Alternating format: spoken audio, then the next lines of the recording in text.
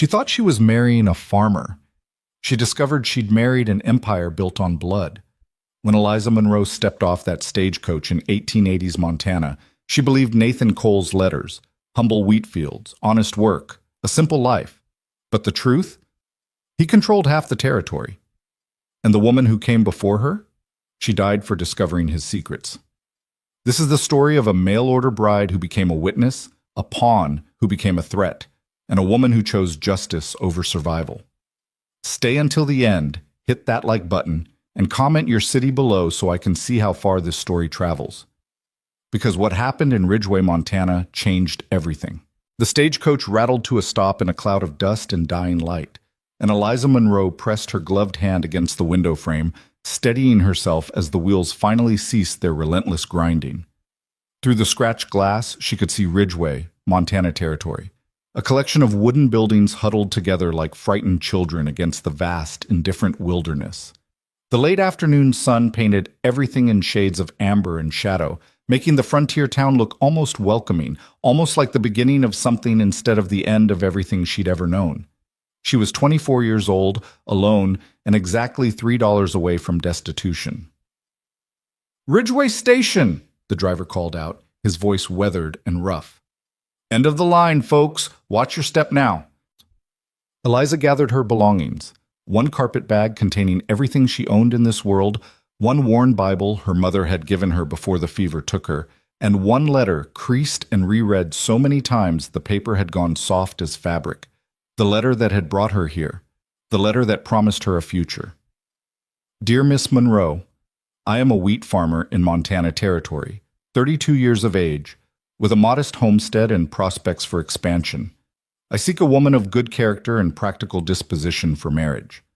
The work is honest, the land is clean, and while I cannot promise luxury, I can promise respect, protection, and a home. If you are willing to build a life with a man who values hard work and simple truths, I believe we could suit one another well. Yours, respectfully, Nathan Cole." Simple truths. Eliza had clung to those words during the 3-week journey from Boston. Simple truths in a life that had become unbearably complicated after her father's death, after the seamstress shop closed, after the landlord made it clear that a young woman alone could pay her rent in more than one way. She'd chosen Montana instead. She'd chosen a stranger who wrote about wheat and homesteads and honest work. She'd chosen hope over certainty, and now, stepping down from the stagecoach into the dust of Ridgway, she wondered if hope had been foolish all along. "Miss Monroe?" The voice was deep, careful, and when Eliza turned, she saw him for the first time. Nathan Cole was tall, broad-shouldered, with dark hair that needed cutting and eyes the color of storm clouds. He wore work clothes, a simple cotton shirt with the sleeves rolled to his elbows, canvas trousers, and boots that had seen considerable use. His hands, she noticed, were calloused, a working man's hands. He held his hat against his chest and regarded her with an expression that seemed equal parts curiosity and caution. "Mr. Cole," she said, and her voice came out steadier than she'd expected. "Yes, I'm Eliza Monroe." For a moment they simply looked at each other. Eliza was acutely aware of how she must appear, travel-worn, thin from weeks of meager meals, her dark blue dress clean but mended in several places. She'd done her best with her appearance, pinning her brown hair into a neat bun and washing her face at the last station, but she knew she looked like what she was, a woman with no other options, arriving at the last door that might open for her. If Nathan noticed or cared, he didn't show it. He nodded once, placed his hat back on his head, and reached for her carpet bag. "Welcome to Montana Territory," he said. "I hope the journey wasn't too difficult." "It was long," Eliza admitted, "but I'm grateful to be here." She wasn't sure that was true, but it seemed like the right thing to say. Nathan loaded her bag onto a wagon that waited nearby, a simple farm wagon drawn by 2 sturdy horses. Everything about the scene reinforced what his letters had promised: modest, practical, honest. A farmer come to collect his mail-order bride. Eliza climbed onto the wagon seat, arranging her skirts, and tried to quiet the anxious drumming of her heart. "The homestead is about an hour's ride," Nathan said as he took up the reins. "We'll arrive before full dark." "That's fine," Eliza said. Then, because the silence felt too heavy. Your letters mentioned wheat. Is the harvest already done? Mostly. Nathan's eyes stayed on the road ahead. It's been a good year. Dry, but we managed. And the homestead. Is it just you managing the land, or do you hire help? There was the briefest pause before Nathan answered. I have help during harvest season. Otherwise, I manage well enough. Eliza nodded, filing away the information. She'd grown up in Boston, daughter of a clerk, and knew nothing about farming, but she was a quick learner. She'd have to be. Her survival depended on making herself useful, on becoming whatever kind of wife a wheat farmer needed in this harsh, wild place. The wagon rolled through Ridgeway proper, such as it was. Eliza counted one main street, perhaps 20 buildings total, a general store, a saloon, what looked like a land office, a church with a crooked steeple, and a scattering of houses. A few people stopped to watch them pass. A woman in a faded calico dress stood on a porch, her hand shading her eyes, her expression unreadable. Two men outside the saloon paused their conversation, tracking the wagon with their gazes until it turned north onto the open road. Is Ridgeway the nearest town? Eliza asked. Nearest town of any size, Nathan said. There are smaller settlements scattered throughout the valley, homesteads, mostly. Ridgeway has the land office, the territorial magistrate when he visits, and supplies. You'll get to know it well enough. They left the town behind, and the landscape opened before them. Rolling grassland that seemed to stretch forever, broken occasionally by clusters of cottonwood trees following the curves of distant creeks. Mountains rose in the west, their peaks still holding snow despite the late summer heat. The sky was enormous, pressing down with a weight Eliza had never felt in Boston, where buildings crowded close and hemmed in the view. It's very... Eliza searched for a word. Vast. That bothers some people, Nathan said. The space, the quiet. Some women find it lonely. Have there been other women? The question escaped before Eliza could stop it, and she felt her cheeks warm. I'm sorry, that's not my business. It's a fair question. Nathan's voice remained even. No, you're the first. I wrote to the marriage broker in Boston because I decided it was time to settle down properly.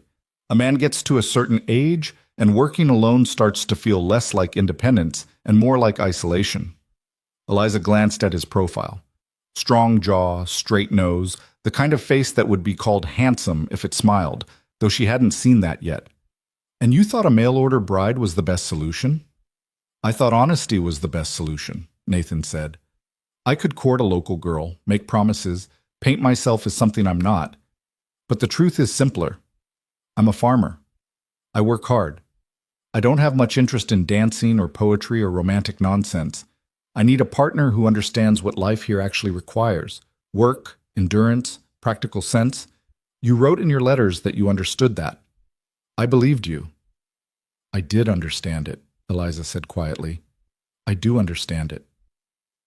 What she didn't say, I understand it because I had no choice. Because I was days away from losing my room, from having nowhere to go, from considerations I don't want to think about. I understand it because you were my last option, not my preferred one. But perhaps Nathan understood that anyway. Perhaps that was why he'd chosen a mail-order bride in the first place, because desperation made for honest agreements, and desperate women didn't ask too many questions. They rode in silence for a while, the wagon wheels creaking rhythmically, the horses' hooves thudding against the packed earth. The sun sank lower, painting the grassland in shades of gold and rust. Eliza tried to imagine her life here, waking in a small farmhouse, cooking meals, mending clothes, perhaps tending a garden. It wouldn't be so different from her life in Boston, really, except for the space, the isolation, the strange man beside her who would become her husband. The justice of the peace comes through Ridgeway once a month, Nathan said, breaking the silence. He'll be there next week. I thought we'd wait until then. Let you settle in first. Make sure... He paused. Make sure this is truly what you want. Eliza looked at him sharply. Are you having second thoughts? No. Nathan's answer was immediate. But I want to give you the chance to have them. You traveled a long way based on letters from a stranger. If you want to turn around, go back. I'll pay for your passage. No hard feelings. It was a kindness, Eliza realized. A genuine offer of escape. and it made her chest tighten with something uncomfortably close to tears because kindness had been so rare lately, and because they both knew she couldn't accept it. "I have $3 to my name," Eliza said, keeping her voice steady. "No family, no prospects back east. I came here because I had nowhere else to go, Mr. Cole. That's the truth of it. Not romantic, not noble, just desperate. If that changes your mind about the arrangement, then I suppose we're both in a difficult position." Nathan was quiet for a long moment.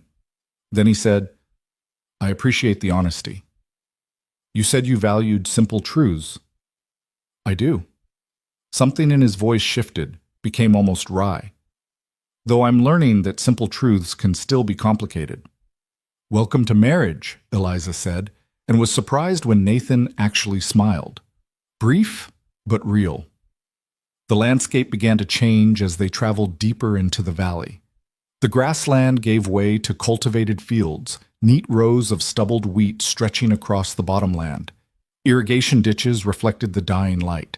Fence lines marked clear boundaries, and Eliza noticed they seemed to go on for a considerable distance. "Your property?" she asked. "Part of it. It's larger than I expected for a modest homestead." Nathan's hands tightened slightly on the reins. "I've been fortunate. Good land, good water, good timing." There was something he wasn't saying. Eliza sensed it, but before she could press the question, the homestead came into view, and Eliza's breath caught in her throat.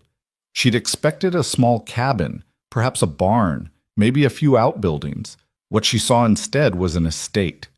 The main house was 2 stories built from solid timber and stone, with a wide porch wrapping around the front and windows that caught the last of the sunlight like amber eyes. A large barn stood to the left, freshly painted, easily twice the size of any barn Eliza had seen in her limited experience. To the right, she saw what looked like a bunkhouse, a smokehouse, a chicken coop, and several other structures she couldn't immediately identify. The whole compound was enclosed by well-maintained fencing, and in the distance she could see another building, maybe another house, or a foreman's quarters. "This is—" Eliza's voice failed her. Nathan brought the wagon to a stop in front of the main house. "This is home." "You said you were a wheat farmer." Eliza turned to stare at him. "You said modest homestead." "I am a wheat farmer." Nathan climbed down from the wagon, not meeting her eyes. "I work the land. The fact that I work more land than some doesn't change what I do." "Mr. Cole," Eliza didn't move from the wagon seat. "This isn't a homestead. This is an estate. This is—" She gestured at the sprawling property. "This is money, considerable money." "It's land," Nathan said. "Land requires work. Come inside. You must be tired." "I want to understand—" "Miss Monroe." Nathan finally looked at her directly, and his expression was unreadable. "You said you came here because you had nowhere else to go. You said you understood what practical partnership meant. This is the partnership I'm offering, this land, this house, this life. Does it matter that it's bigger than you expected?" "It matters that you lied." "I didn't lie." Nathan's voice hardened. "I told you I was a farmer." "I am. I told you I had a homestead. I do. I told you the work was honest. It is. What I didn't tell you was how much I'd managed to accumulate, because I wanted a wife, not a woman chasing money. And now that I'm here, you think I won't ask questions?" "Now that you're here," Nathan said, "I think you'll make a practical decision. You can stay, marry me next week, and have security, safety, and a future. Or you can insist on being offended by my omission, and I'll take you back to Ridgeway in the morning with money for passage east. Your choice." They stared at each other in the dimming light. Eliza's mind raced, trying to reconcile the simple farmer from the letters with this empire sprawled before her, this man who deliberately concealed the truth while calling it honesty. But he was right about one thing: she had no other options.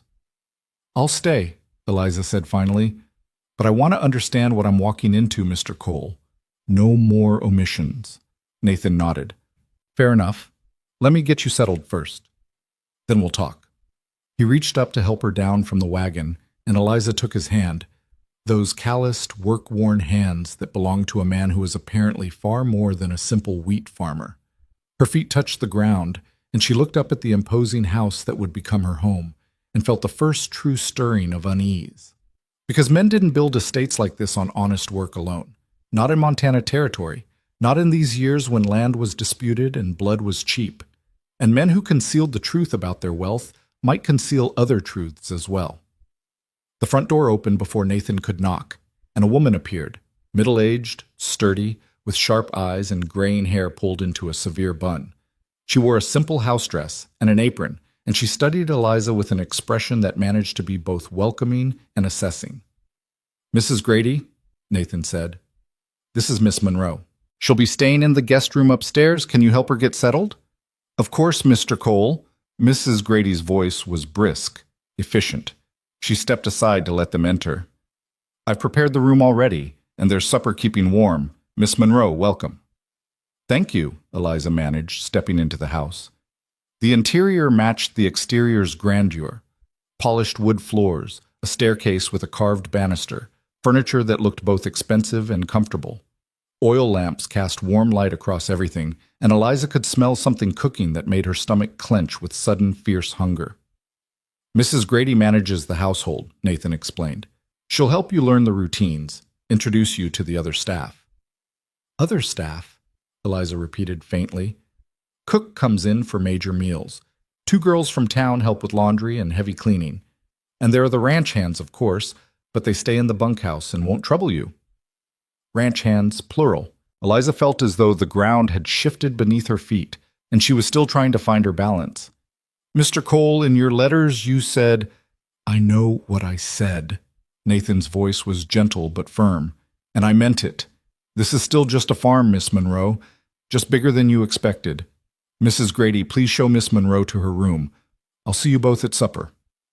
He walked away before Eliza could respond, disappearing through a door at the back of the house, leaving her standing in the grand foyer with her worn carpet bag and her growing sense that she'd made a terrible mistake. "This way, dear," Mrs. Grady said, already moving toward the staircase. "You look exhausted. A wash and a rest before supper will do you good." Eliza followed numbly, climbing the stairs, trying not to stare at the paintings on the walls. Landscape scenes, mostly, but expensive ones. The guest room was at the end of the hallway, and when Mrs. Grady opened the door, Eliza stepped into a space larger than the entire room she'd rented in Boston. A 4-poster bed dominated the room, piled with quilts. A wardrobe stood against one wall, a dressing table against another. Lace curtains framed the windows, and a washstand held a porcelain basin and pitcher. It was beautiful. It was overwhelming. "I'll bring hot water," Mrs. Grady said. "Take your time settling in. Supper's in an hour." "Mrs. Grady," Eliza said quickly, before the woman could leave. "How long have you worked for Mr. Cole?" "Going on 8 years now." "And in that time has he ever—" Eliza paused, choosing her words carefully. "Has he ever mentioned bringing a wife here before?" Mrs. Grady's expression shifted, became carefully neutral. "You're the first, Miss Monroe." "But there were others considered?" A longer pause, then— "There was talk of it once, but that was years ago, and nothing came of it. Mr. Cole is a private man, and it's not my place to gossip about his affairs." She softened slightly. "I will say this. He's a fair employer, and an honest one.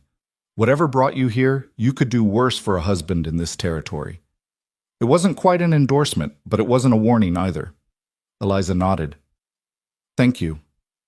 Left alone, Eliza sank onto the edge of the bed and let herself feel the full weight of the past 3 weeks. The grief of leaving everything familiar, the fear of the journey, the desperate hope that had sustained her, and now this strange new reality that didn't match anything she'd imagined. She'd expected hardship, isolation, a small cabin, and hard work. She'd expected to earn her keep through cooking and mending, through making herself indispensable to a man who needed help running a modest farm. Instead, she'd arrived at something that looked suspiciously like wealth, married to a man who deliberately misrepresented himself, surrounded by staff and structures that suggested this was far more than honest wheat farming. Eliza stood and walked to the window. From here, she could see the valley spreading out in the dusk, the mountains dark against the dimming sky. Somewhere out there were the other buildings she'd glimpsed, The land that apparently belonged to Nathan Cole, the empire he'd built while calling himself a simple farmer. And somewhere in this house were the answers to questions she was only beginning to formulate. Why had he misrepresented himself? What was he protecting? And what had happened to the other woman Mrs. Grady had almost mentioned, the one there'd been talk of years ago? A knock on the door interrupted her thoughts. Mrs. Grady returned with a pitcher of hot water and fresh towels. "One more thing, Miss Monroe," the older woman said as she set down the pitcher. "You'll find that folks in Ridgeway have opinions about Mr. Cole. Some respect him, some fear him, some resent him. If I might offer advice, form your own judgment. Don't let gossip make up your mind for you." "Is there much gossip?"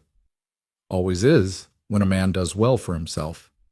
Mrs. Grady moved toward the door, then paused. "But there's gossip, and then there's truth. Sometimes they overlap, sometimes they don't. You seem like a smart young woman. Trust yourself."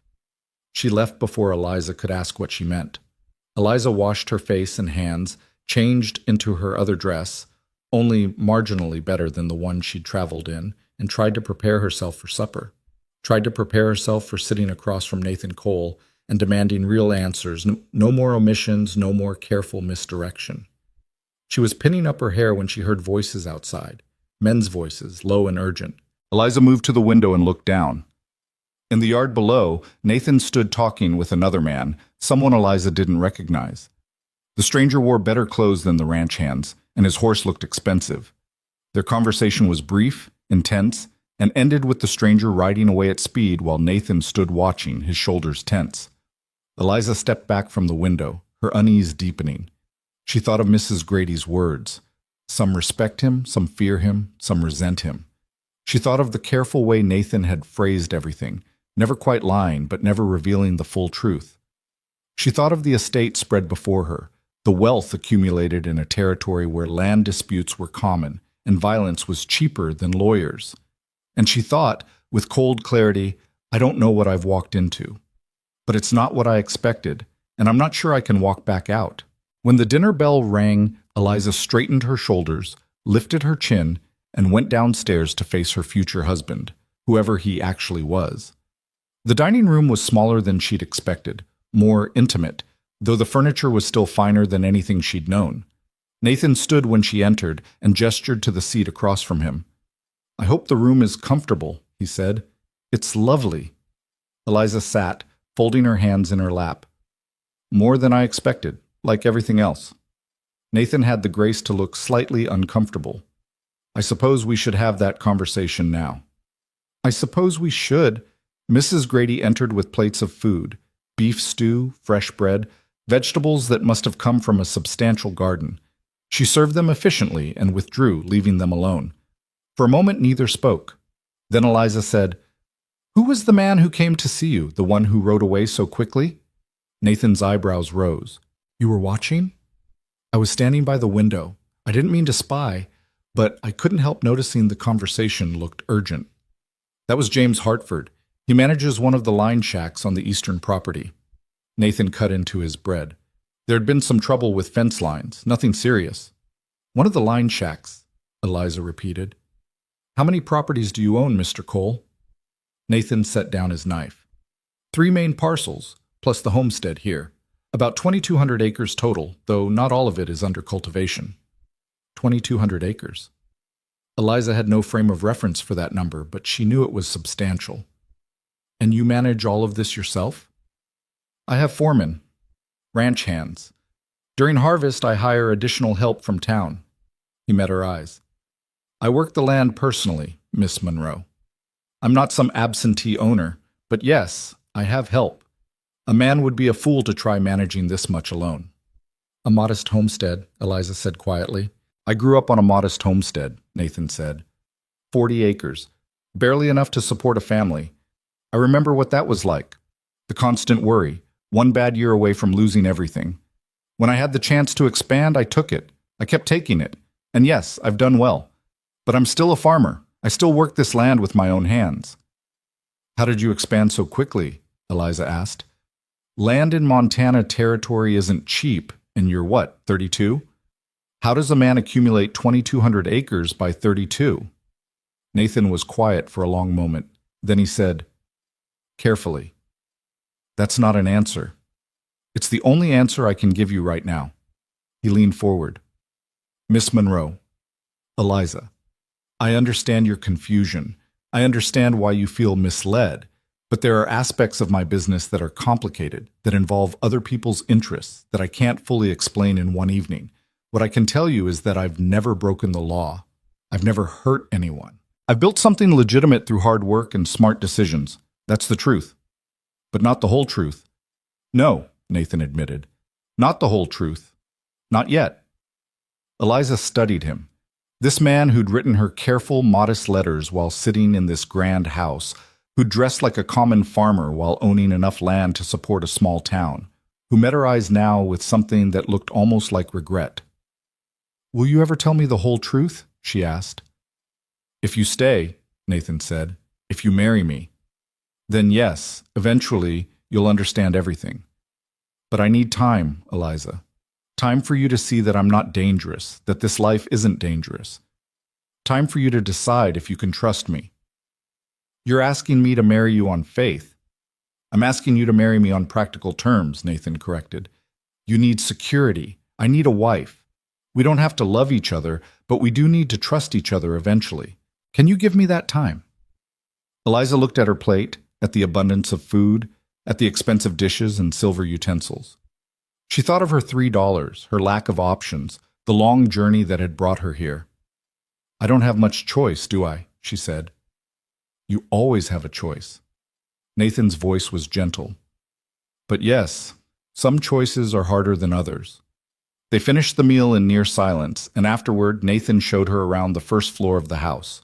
The parlor, the library, with more books than Eliza had seen outside of Boston, the office where he managed his accounts. Everything was well-appointed, expensive, carefully maintained. "You'll have access to all of this," Nathan said. "Mrs. Grady will help you learn how everything runs. You won't lack for anything." "Except honesty," Eliza said. Nathan stopped walking. "That's fair. But Eliza, understand, I'm trying to protect you. There are things about this territory, about how business works here, that are better learned gradually. If I overwhelm you with everything at once, you'll run. And he paused. "I don't want you to run." There was something vulnerable in his voice, something that made Eliza see him differently for just a moment, not as a man concealing secrets, but as someone genuinely trying to build something, to make this strange arrangement work, despite its awkward beginning. "I won't run," Eliza said quietly, "but I won't be kept in the dark forever either. If we're going to be partners, Mr. Cole, then I need to be treated as one. Eventually." "Eventually," Nathan agreed. "I promise." That night, lying in the grand guest room with moonlight streaming through the lace curtains, Eliza stared at the ceiling and tried to make sense of everything. She'd come here expecting hardship and found luxury. She'd come expecting loneliness and found a household of staff. She'd come expecting honesty and found careful omissions. But she'd also come expecting to have no choice. And that, at least, remained true. In the morning, she would wake in this strange house and begin learning how to be Nathan Cole's wife. She would marry him in a week, become mistress of this estate, take on whatever responsibilities that entailed. She would do it because she had to, because survival sometimes meant accepting situations that weren't what you'd hoped for, because sometimes the only way forward was through. But she would also do something else. She would watch, listen, and learn. She would figure out what Nathan was hiding and why. She would understand the empire he'd built and how he'd built it. And she would decide on her own terms whether she could live with whatever truth she uncovered. Because Eliza Monroe might be desperate, might be poor, might be out of options, but she wasn't stupid, and she wasn't blind. And if Nathan Cole thought she'd be content playing the grateful bride who asked no questions, he was about to discover he'd chosen the wrong woman for that role. Morning came too early, announced by roosters and the sound of men's voices in the yard below. Eliza dressed quickly in the dim pre-dawn light, choosing her sturdier dress and pinning her hair back with efficient movements. Whatever this day held, she would face it directly. No more confusion, no more passive acceptance. If she was going to be Nathan Cole's wife, she needed to understand exactly what that meant. She found Nathan in the kitchen, already dressed for work, drinking coffee while Mrs. Grady prepared breakfast. He looked up when she entered, surprise flickering across his face. "You're up early?" he said. "I'm used to working." Eliza accepted the coffee Mrs. Grady poured for her. "In Boston, the seamstress shop opened at 6. I thought I'd see how things run here." Nathan studied her for a moment, then nodded. "Fair enough. After breakfast, I'll show you around properly. The full operation, not just the house." "I'd appreciate that." They ate quickly. Eggs, bacon, fresh bread with butter that tasted nothing like the margarine Eliza had survived on in Boston. Through the kitchen window, she could see ranch hands gathering by the barn, perhaps a dozen men, all armed. She noticed that detail immediately. Every single one wore a pistol on his hip. "Why are they armed?" she asked. Nathan followed her gaze. "This is Montana territory, Eliza. Everyone's armed. It's practical, not threatening." "For protection against what?" "Wolves, bears, sometimes cattle thieves." Nathan stood carrying his plate to the wash basin. "Sometimes disputes with neighbors over water rights or fence lines. It's the reality of frontier life." But the way he said it, carefully, as though choosing each word, made Eliza think there was more to the story. She filed the observation away and followed him outside. The morning air was crisp and cold, carrying the smell of hay and horses and wood smoke. The sun hadn't yet cleared the mountains, and everything was painted in shades of blue and gray. Nathan led her toward the barn, where the ranch hands had gathered. Their conversation stopped when they saw Eliza approach. "Men," Nathan said, his voice carrying authority Eliza hadn't heard before. "This is Miss Eliza Monroe. We'll be married next week, and she'll be mistress of this house. You'll treat her with the same respect you show me. Understood?" A chorus of "yes, sir," and "ma'am" followed. The men ranged in age from barely 20 to well past 50, all weathered by sun and work, all wearing those ubiquitous pistols. They regarded Eliza with curiosity but not hostility. "That's Tom Fletcher," Nathan indicated a gray-haired man who nodded to Eliza. "He's the foreman. Been with me since I started expanding. Anything you need from the men, you go through Tom." "Ma'am," Tom said, touching the brim of his hat. His voice was rough but respectful. "Welcome to the Cole Ranch." "Thank you, Mr. Fletcher." Nathan continued introducing the key personnel, the barn manager, the lead wrangler, the men who handled irrigation and fence maintenance.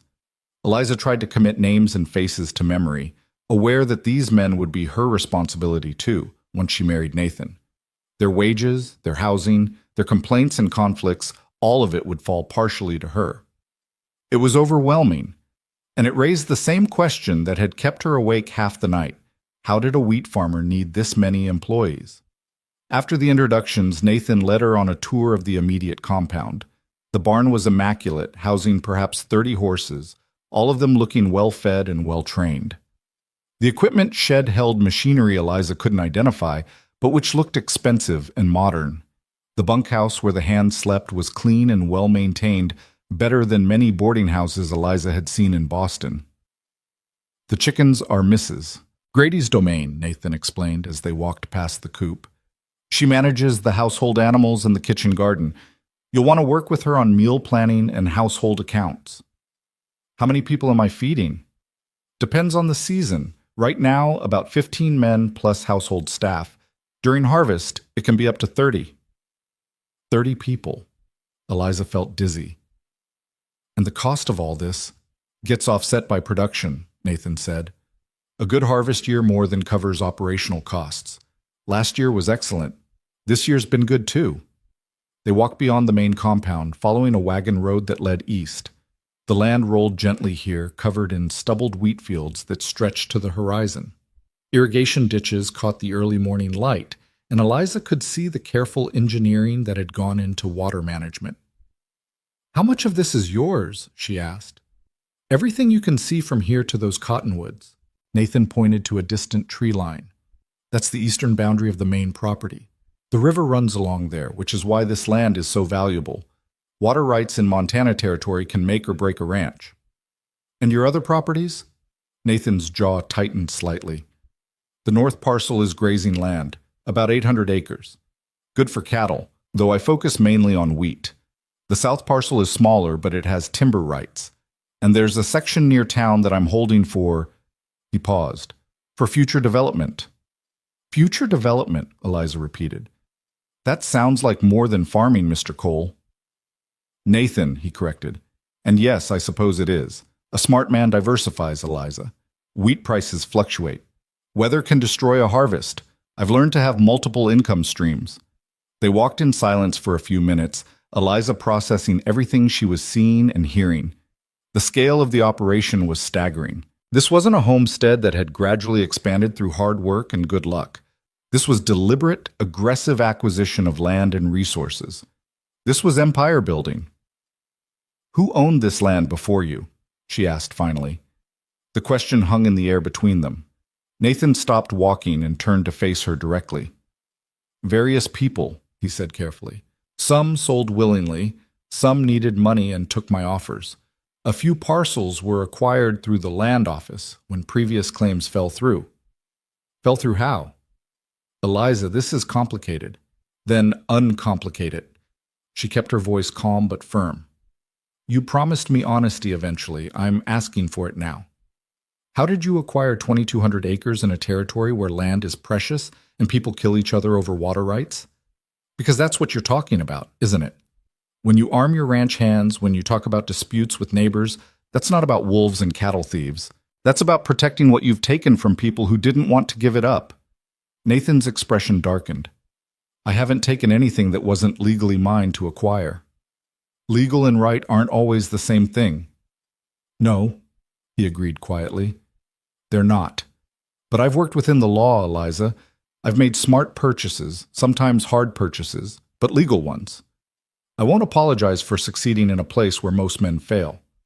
I'm not asking you to apologize. I'm asking you to tell me the truth about what I'm becoming part of. They stared at each other, and Eliza saw the moment Nathan made his decision. He gestured to a large outcropping of rock nearby. Sit with me. I'll tell you some of it. Not all, not yet, but enough that you understand what you're asking. They settled on the sun-warmed stone, looking out over the golden fields. Nathan was quiet for a long moment before he spoke. My father was a homesteader, he said finally. 40 acres of marginal land, barely enough to feed 4 children. I watched him work himself to death trying to make it produce, watched my mother stretch every penny until it screamed. When I was 16, a drought hit. We lost everything, the land, the house, everything. My parents died that winter, fever and pneumonia, but really it was despair that killed them. He paused, and Eliza saw real pain in his face. I swore I'd never be that vulnerable again, Nathan continued, never be at the mercy of weather or chance or other men's decisions. So when I got my own homestead claim at 21, I worked like a demon. I saved every cent. And when the opportunity came to buy adjoining land from a man who wanted to leave Montana, I borrowed money and bought it. Then I bought more. And more. How did you borrow that much money? Eliza asked. There was a man, Nathan said slowly, a businessman from back east who saw potential in Montana territory. He provided capital to men he thought would succeed in exchange for certain considerations. What kind of considerations? Support for his business interests, help acquiring specific properties he wanted, information about local land office dealings. Nathan met her eyes. Nothing illegal, Eliza, but not entirely comfortable either. Who is this man? His name is Charles Morrison. He owns mining interests, timber rights, and he's heavily invested in the railroad expansion. He's the one who provided the initial capital that let me start expanding. I've paid back every cent with interest, but the connection remains. He's politically powerful, and association with him opens doors. Eliza felt cold despite the warming sun. And closes others, I imagine. Men with that kind of power usually make enemies.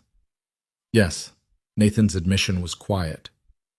Morrison has enemies, and by extension, so do I. There are people in this territory who resent outside capital, who see Morrison as a carpetbagger trying to steal Montana's resources. They view anyone associated with him as complicit in that theft. Are they wrong? I don't know, Nathan said honestly. Morrison's money has helped build real infrastructure here, mills, roads, irrigation systems that benefit everyone. But he's also pushed out smaller operators, consolidated land holdings, changed the power structure. Whether that's progress or exploitation depends on your perspective. Eliza turned this information over in her mind. And the other landowners around here, the ones you bought from or competed with, how do they feel about you? Mixed, Nathan admitted. Some respect success, some resent it, and some, he hesitated. Some believe I used underhanded methods to acquire their land. Did you? I used every legal method available. Sometimes that meant buying debt and calling it due. Sometimes that meant purchasing water rights that made adjacent properties less valuable, then buying those properties at reduced prices. Sometimes that meant outbidding others at land office auctions when claims were forfeited. He looked at her directly. Was it ruthless? Yes. Was it illegal? No. But it made you enemies. Significant ones, yes. Eliza stood, pacing a few steps away from the rock. Below them, the wheat fields stretched golden and peaceful, but now she understood what lay beneath that tranquility: conflict, resentment, ruthless ambition.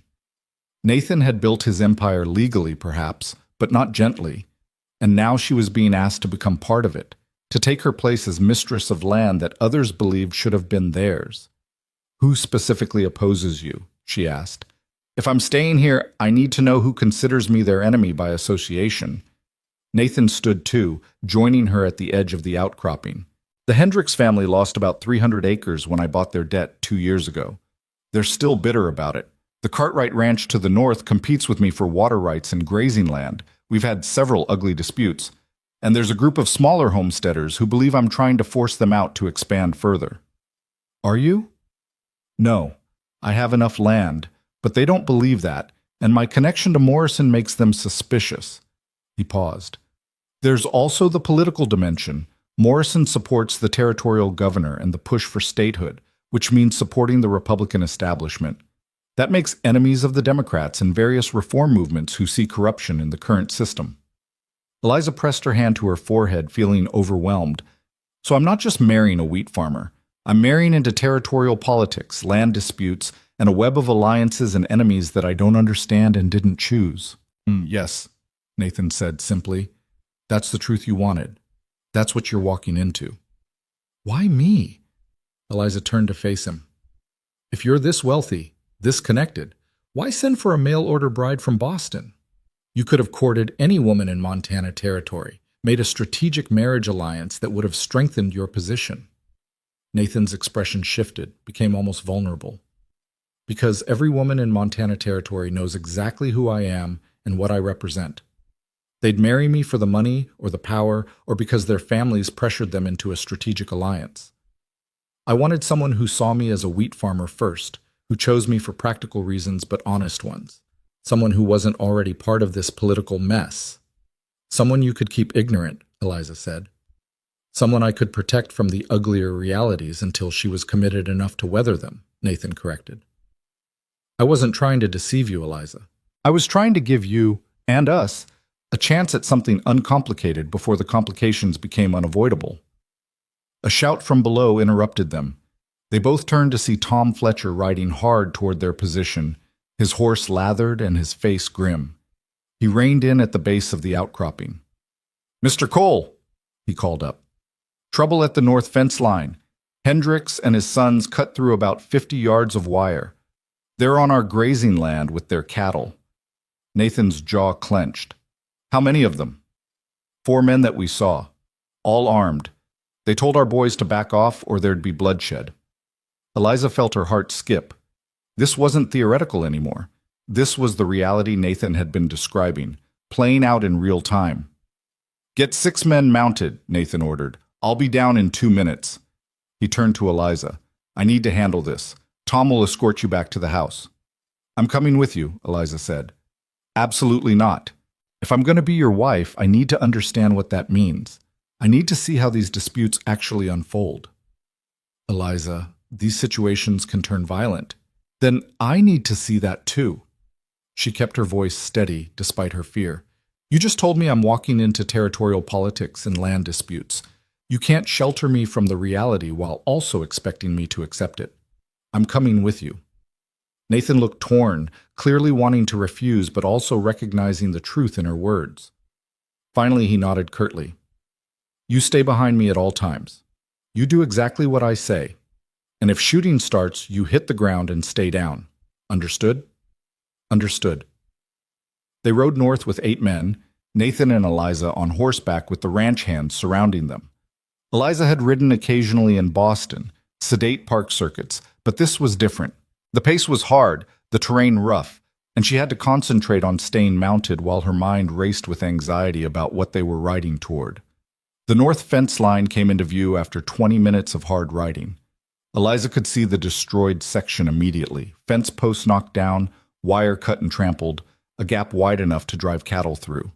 And there, on Cole land, were perhaps 40 head of cattle bearing the Hendricks brand, grazing peacefully while 4 armed men sat their horses watching. Nathan reined in about 50 yards away. His men formed a line behind him, all of them with hands resting casually on their holstered pistols. The Hendricks men mirrored the posture. Eliza's mouth went dry. This was how range wars started. 2 groups of armed men facing each other over disputed boundaries, each believing they had right on their side. "Hendricks," Nathan called out, his voice carrying across the distance. "You're on my land with your cattle. That's trespassing and theft of grazing." The man who rode forward was perhaps 50, weathered and hard-eyed. His sons, Eliza assumed, flanked him, younger versions of the same face, equally hostile. "Your land," Hendricks spat. "This was open range before you came along with your fences and your bought judges. My cattle have grazed this section for 15 years. And for the last 2 years since I legally purchased this parcel, you've been told to keep them off," Nathan said. "I've been patient, Hendricks. I've warned you. I've given you time to adjust your routes, but cutting my fence is destruction of property, and I won't tolerate it." "What are you going to do, Cole? Shoot us?" Hendricks' hand moved toward his pistol. "Go ahead. Do it in front of your mail-order bride there. Show her what kind of man she's marrying." Eliza felt every eye turn to her. She sat her horse as steadily as she could, refusing to show fear even as her heart hammered against her ribs. "I don't want bloodshed," Nathan said, his voice dangerously calm. "I want you to remove your cattle from my land, repair the fence you destroyed, and agree to respect the property lines going forward. And if I refuse, then I'll file charges with the territorial magistrate, and you'll lose more than grazing rights. You'll lose your own land when the fines exceed your ability to pay." Hendricks' face flushed red. "You already stole 300 acres from me through your crooked banker friends. Now you want to threaten me with more legal theft?" "I bought debt you couldn't pay," Nathan said. "That's not theft. That's business. You made bad decisions, borrowed more than you could return, and suffered the consequences. I'm sorry for your situation, but it doesn't give you the right to trespass." "Business," Hendricks repeated bitterly. "You call it business. I call it a man with Eastern money coming in and destroying honest ranchers who were here first." One of his sons spoke up, his voice tight with anger.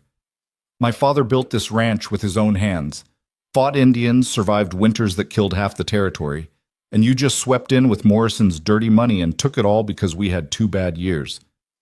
"3 bad years," Nathan corrected quietly, "and I gave you chance after chance to restructure the debt before I bought it. I'm not the villain you want me to be, Hendricks. I'm just a man who made different choices than you did." "You're a man who destroys families," Hendricks said. "And one day, Cole, someone's going to destroy you right back. Maybe not today. Maybe not this year. But you're making too many enemies. Eventually they'll band together, and your money and your hired guns won't be enough." The threat hung in the air like smoke. Eliza could feel the tension radiating from Nathan's men, could see fingers inching toward weapons. One wrong word, one sudden movement, and this would explode into violence. "Tom," Nathan said quietly, not taking his eyes off Hendricks. "Ride into town. Get Sheriff Morrison. Tell him we have a fence dispute that needs official resolution." "Sheriff Morrison," Hendricks laughed harshly. "Charles Morrison's nephew. How convenient that the law in this territory is related to your patron. I'm sure we'll get a fair hearing." "Would you prefer I handle this myself?" Nathan's voice dropped, became colder. "Because we can settle this right now, Hendricks, without the law. Is that what you want?" Eliza saw Hendricks' sons tense, saw Nathan's men shift in their saddles. This was the moment, the point where words would give way to bullets. She acted without thinking, urging her horse forward past Nathan's protective line. "Mr. Hendricks," she said, her voice surprisingly steady, "my name is Eliza Monroe. As you've observed, I'm new to Montana territory. I don't know the history between you and Mr. Cole, and I won't pretend to judge who's right and who's wrong. But I do know that if shooting starts here today, some of you won't go home to your families tonight. Is grazing land worth dying for? Is it worth killing for?" "Miss Monroe," Nathan started, but Eliza held up a hand. "I'm not finished." She looked at Hendricks directly. "You're angry. I understand that. You feel you've been wronged, that you've lost something that should have been yours. Maybe you're right. Maybe the system is corrupt and unjust. But killing each other over it won't fix the system. It'll just create widows and orphans and more bitterness." Hendricks stared at her, some of the rage fading from his face, replaced by something like surprise. "Pretty speech, ma'am, but it doesn't change the facts." "No," Eliza agreed, "but maybe it changes how we respond to those facts. Mr. Cole says he'll file charges if you don't leave. You say the law here is corrupt, so prove it. Let him file his charges. Let the magistrate rule.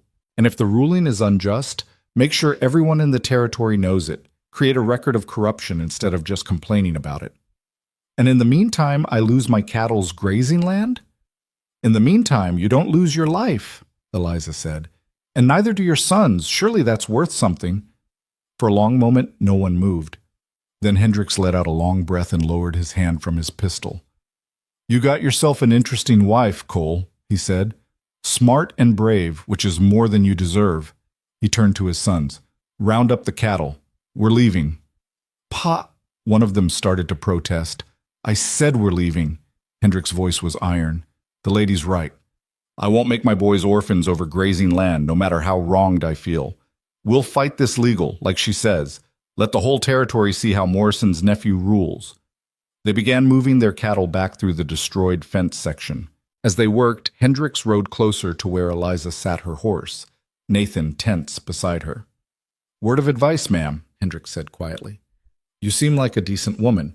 Don't let Cole's money make you forget that other folks are decent too. We're not all lazy fools who deserve to lose our land. Some of us just had bad luck and faced a system that was rigged against us." "I'll remember that, Mr. Hendricks." He nodded once and rode away to help his sons. Within 20 minutes, the cattle were back on Hendricks' land, and the men were mounting up to leave. But before they did, the youngest Hendricks' son turned back, his face flushed with anger and humiliation. "This ain't over, Cole," he shouted. "You might have won today, but Pa's right. You're making too many enemies, and one of these days you're going to push someone too far, and they're going to push back, hard."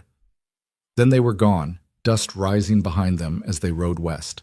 Nathan's men remained in position for several minutes, watching to make sure the Hendricks group truly departed. Finally, Tom Fletcher spoke. "That was well done, ma'am. Took courage to ride out there like that."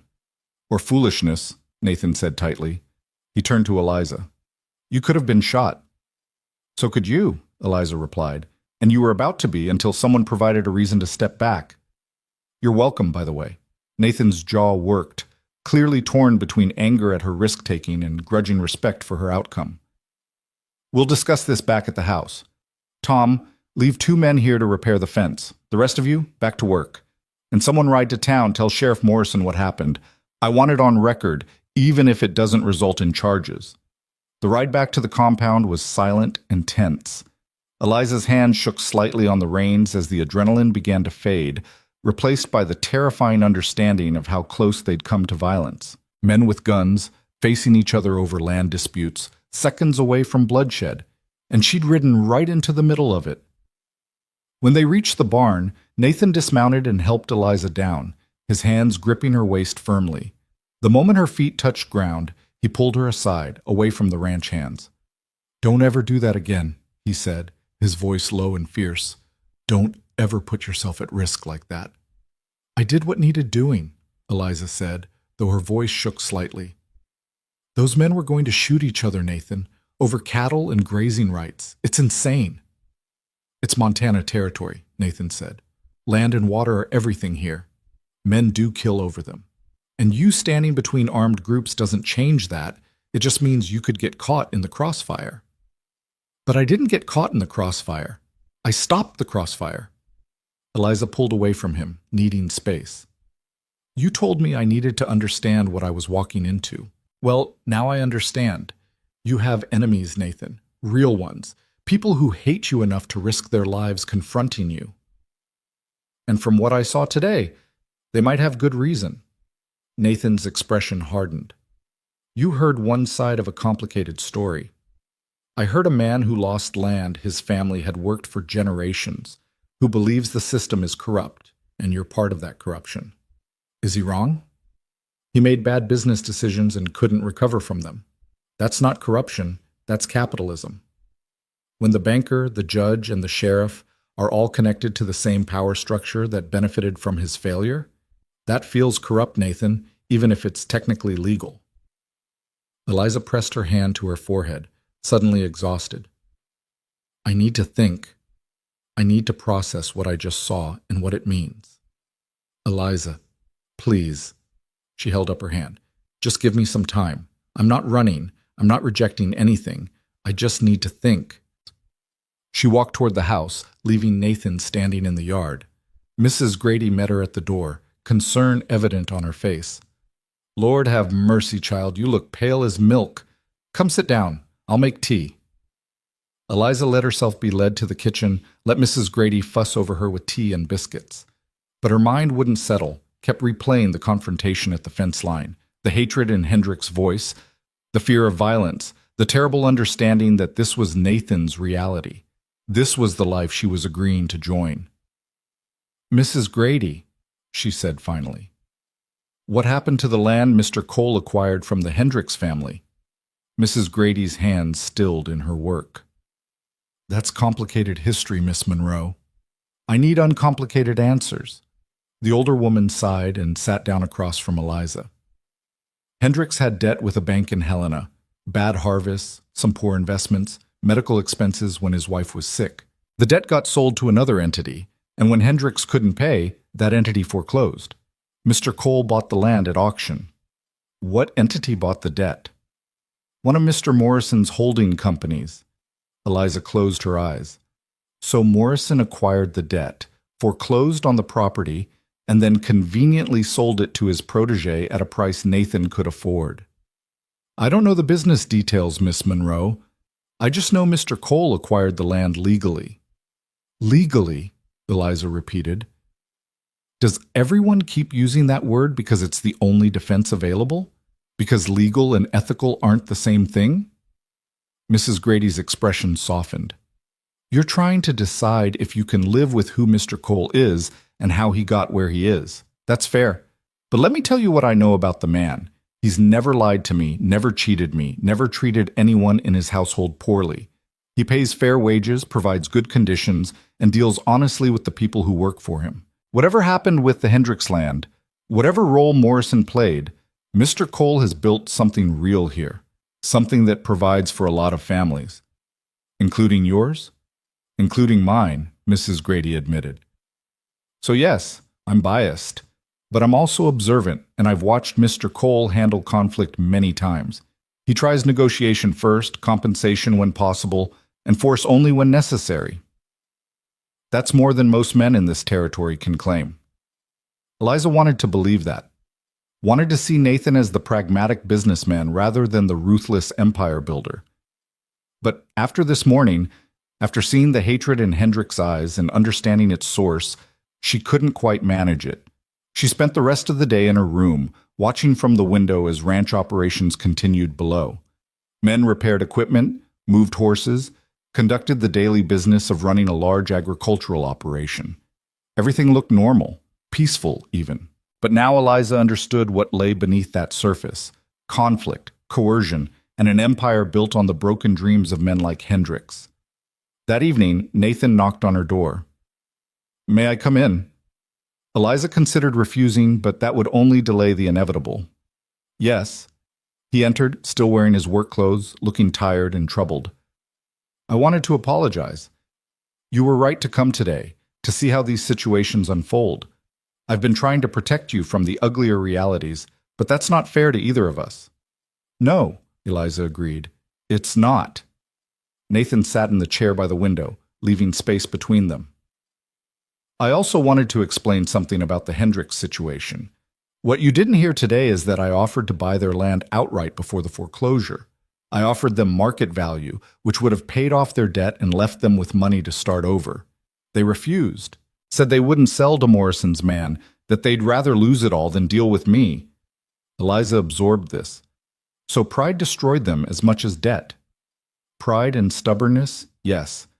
But that doesn't make what happened right, and I know that. I know Morrison manipulated the situation to get me land I wanted. I benefited from a corrupt system, even if I followed its rules. He met her eyes. "I'm not asking you to excuse that. I'm asking if you can live with a man who's compromised in that way, who's built something real but not entirely clean." It was the most honest he'd been since she arrived. Eliza appreciated that, even as it complicated her feelings further. "I don't know yet," she said.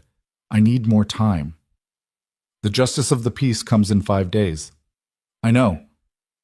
Do you want me to postpone the wedding?" Eliza considered the question seriously. If she postponed, would anything really change? Would she suddenly develop clear moral conviction about Nathan's empire building? Or would she simply be delaying an inevitable decision, marry him despite his compromises, or leave Montana Territory with $3 and no future? "No," she said finally. "Don't postpone. But Nathan, I need you to promise me something." "What?" "No more secrets. No more careful omissions. If I'm going to be your wife, your partner in this enterprise, then I need to know everything. The full truth about Morrison, about your business dealings, about where this empire came from and where it's going. I need to make an informed choice, not a blind one." Nathan was quiet for a long moment. Then he nodded. "Tomorrow, I'll show you the account books, the contracts, the correspondence, the full financial picture. And I'll tell you about the railroad deal." "What railroad deal?" "The reason Morrison wanted me married before year's end," Nathan said. "The reason timing matters, why certain territorial politicians are nervous, and why I've been expanding so aggressively. Tomorrow, I'll explain it all. And then you can decide if you want to be part of it or not." He stood to leave, but paused at the door. "For what it's worth, Eliza, I'm glad you came today. I'm glad you saw the ugliness instead of just hearing about it secondhand. Because now when you make your decision, it'll be based on reality, not fantasy, and whatever you decide, I'll respect it." After he left, Eliza stood at the window watching darkness settle over the valley. Somewhere out there, Hendricks and his sons were nursing their humiliation and anger. Somewhere, other displaced landowners were plotting their resentment. And somewhere, men like Charles Morrison were moving pieces on a board only they could see, using people like Nathan, and now Eliza, to build their vision of Montana's future. She thought about the mail-order bride who'd left Boston 3 weeks ago, believing she was marrying a simple wheat farmer. That woman seemed impossibly naive now, almost another person entirely. Because the woman standing at this window understood something that naive girl hadn't. Power was never simple, empires were never clean, and survival sometimes meant making compromises that haunted you forever. The question was whether she could live with those compromises, or whether her conscience would demand she walk away from the only security she'd been offered in years. Tomorrow, Nathan would show her the full picture. Tomorrow, she'd see the complete architecture of what she was being asked to join. And then she'd have to choose.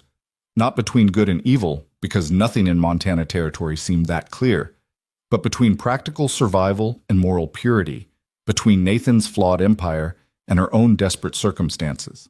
It wasn't the choice she'd imagined making when she answered his advertisement. But then again, nothing about this situation was what she'd imagined, and perhaps that was the real lesson of the frontier, that survival meant adapting to realities you never anticipated, and that sometimes strength meant accepting situations that were far from ideal because the alternatives were worse. Eliza pressed her forehead against the cool glass and tried to imagine herself as mistress of this empire, partner to a man whose wealth was built on the broken dreams of his neighbors, complicit in a system she found morally troubling but couldn't deny benefited her directly. Could she live with that? She didn't know yet. But she was beginning to suspect the answer was yes. Not because she wanted to, but because she had to. Because survival had always required compromise, and Montana Territory simply made that truth more obvious than polite Boston society ever had. Tomorrow would bring more revelations, more complications, more reasons to walk away. But Eliza suspected that when the time came to actually decide, she'd stay. Not for love, not even for money, really, but for something more fundamental, the chance to matter, to have power, to be something more than a desperate seamstress with $3 and no future. Even if that something came with a price she wasn't sure she could afford. The next morning arrived with unexpected warmth, sunlight streaming through Eliza's window and painting everything gold. She dressed carefully, choosing her better dress because today felt significant. The day Nathan would finally reveal the full architecture of his empire. The day she'd understand completely what she was choosing. But when she came downstairs, Mrs. Grady met her with an anxious expression. "Mr. Cole had to ride out early, Miss Monroe. Trouble at the South Timber parcel, some equipment damaged, possibly vandalism. He said to tell you he'll be back by noon, and you should wait for him before going through the account books." Eliza felt a flash of frustration. Another delay, another complication. "How long has he been gone?" "Left before dawn. Tom Fletcher went with him and 4 men. They expected it might be another confrontation like yesterday." The worry in Mrs. Grady's voice was evident, and Eliza felt an answering anxiety in her own chest. Nathan riding into potential danger, possibly facing more angry landowners, while she waited helplessly at the house. She hated it. "Is there anything I can do while I wait?" Eliza asked. "Some way to make myself useful?" Mrs. Grady's expression brightened slightly. "Well, there is the household inventory to review, and I could show you the account books for domestic expenses. You'll need to understand those regardless. It's not the business side Mr. Cole handles, but it's important work." "That sounds perfect." They spent the next 2 hours in Mrs. Grady's small office off the kitchen, reviewing supplies, expenses, and the complex logistics of feeding and housing 15 to 30 people depending on the season. Eliza was surprised by how much she understood. Her years managing the seamstress shop's meager finances had taught her careful accounting, and these books were simply a larger scale of the same principles. "You have a good head for numbers," Mrs. Grady observed. "Mr. Cole will appreciate that. The last woman who—" She stopped abruptly, her face flushing. Eliza looked up sharply. "The last woman who what?" "Nothing, Miss Monroe. I misspoke." "Mrs. Grady." Eliza kept her voice gentle but firm. "Yesterday you mentioned there'd been talk of Mr. Cole bringing a wife here before, and just now you started to say something about another woman.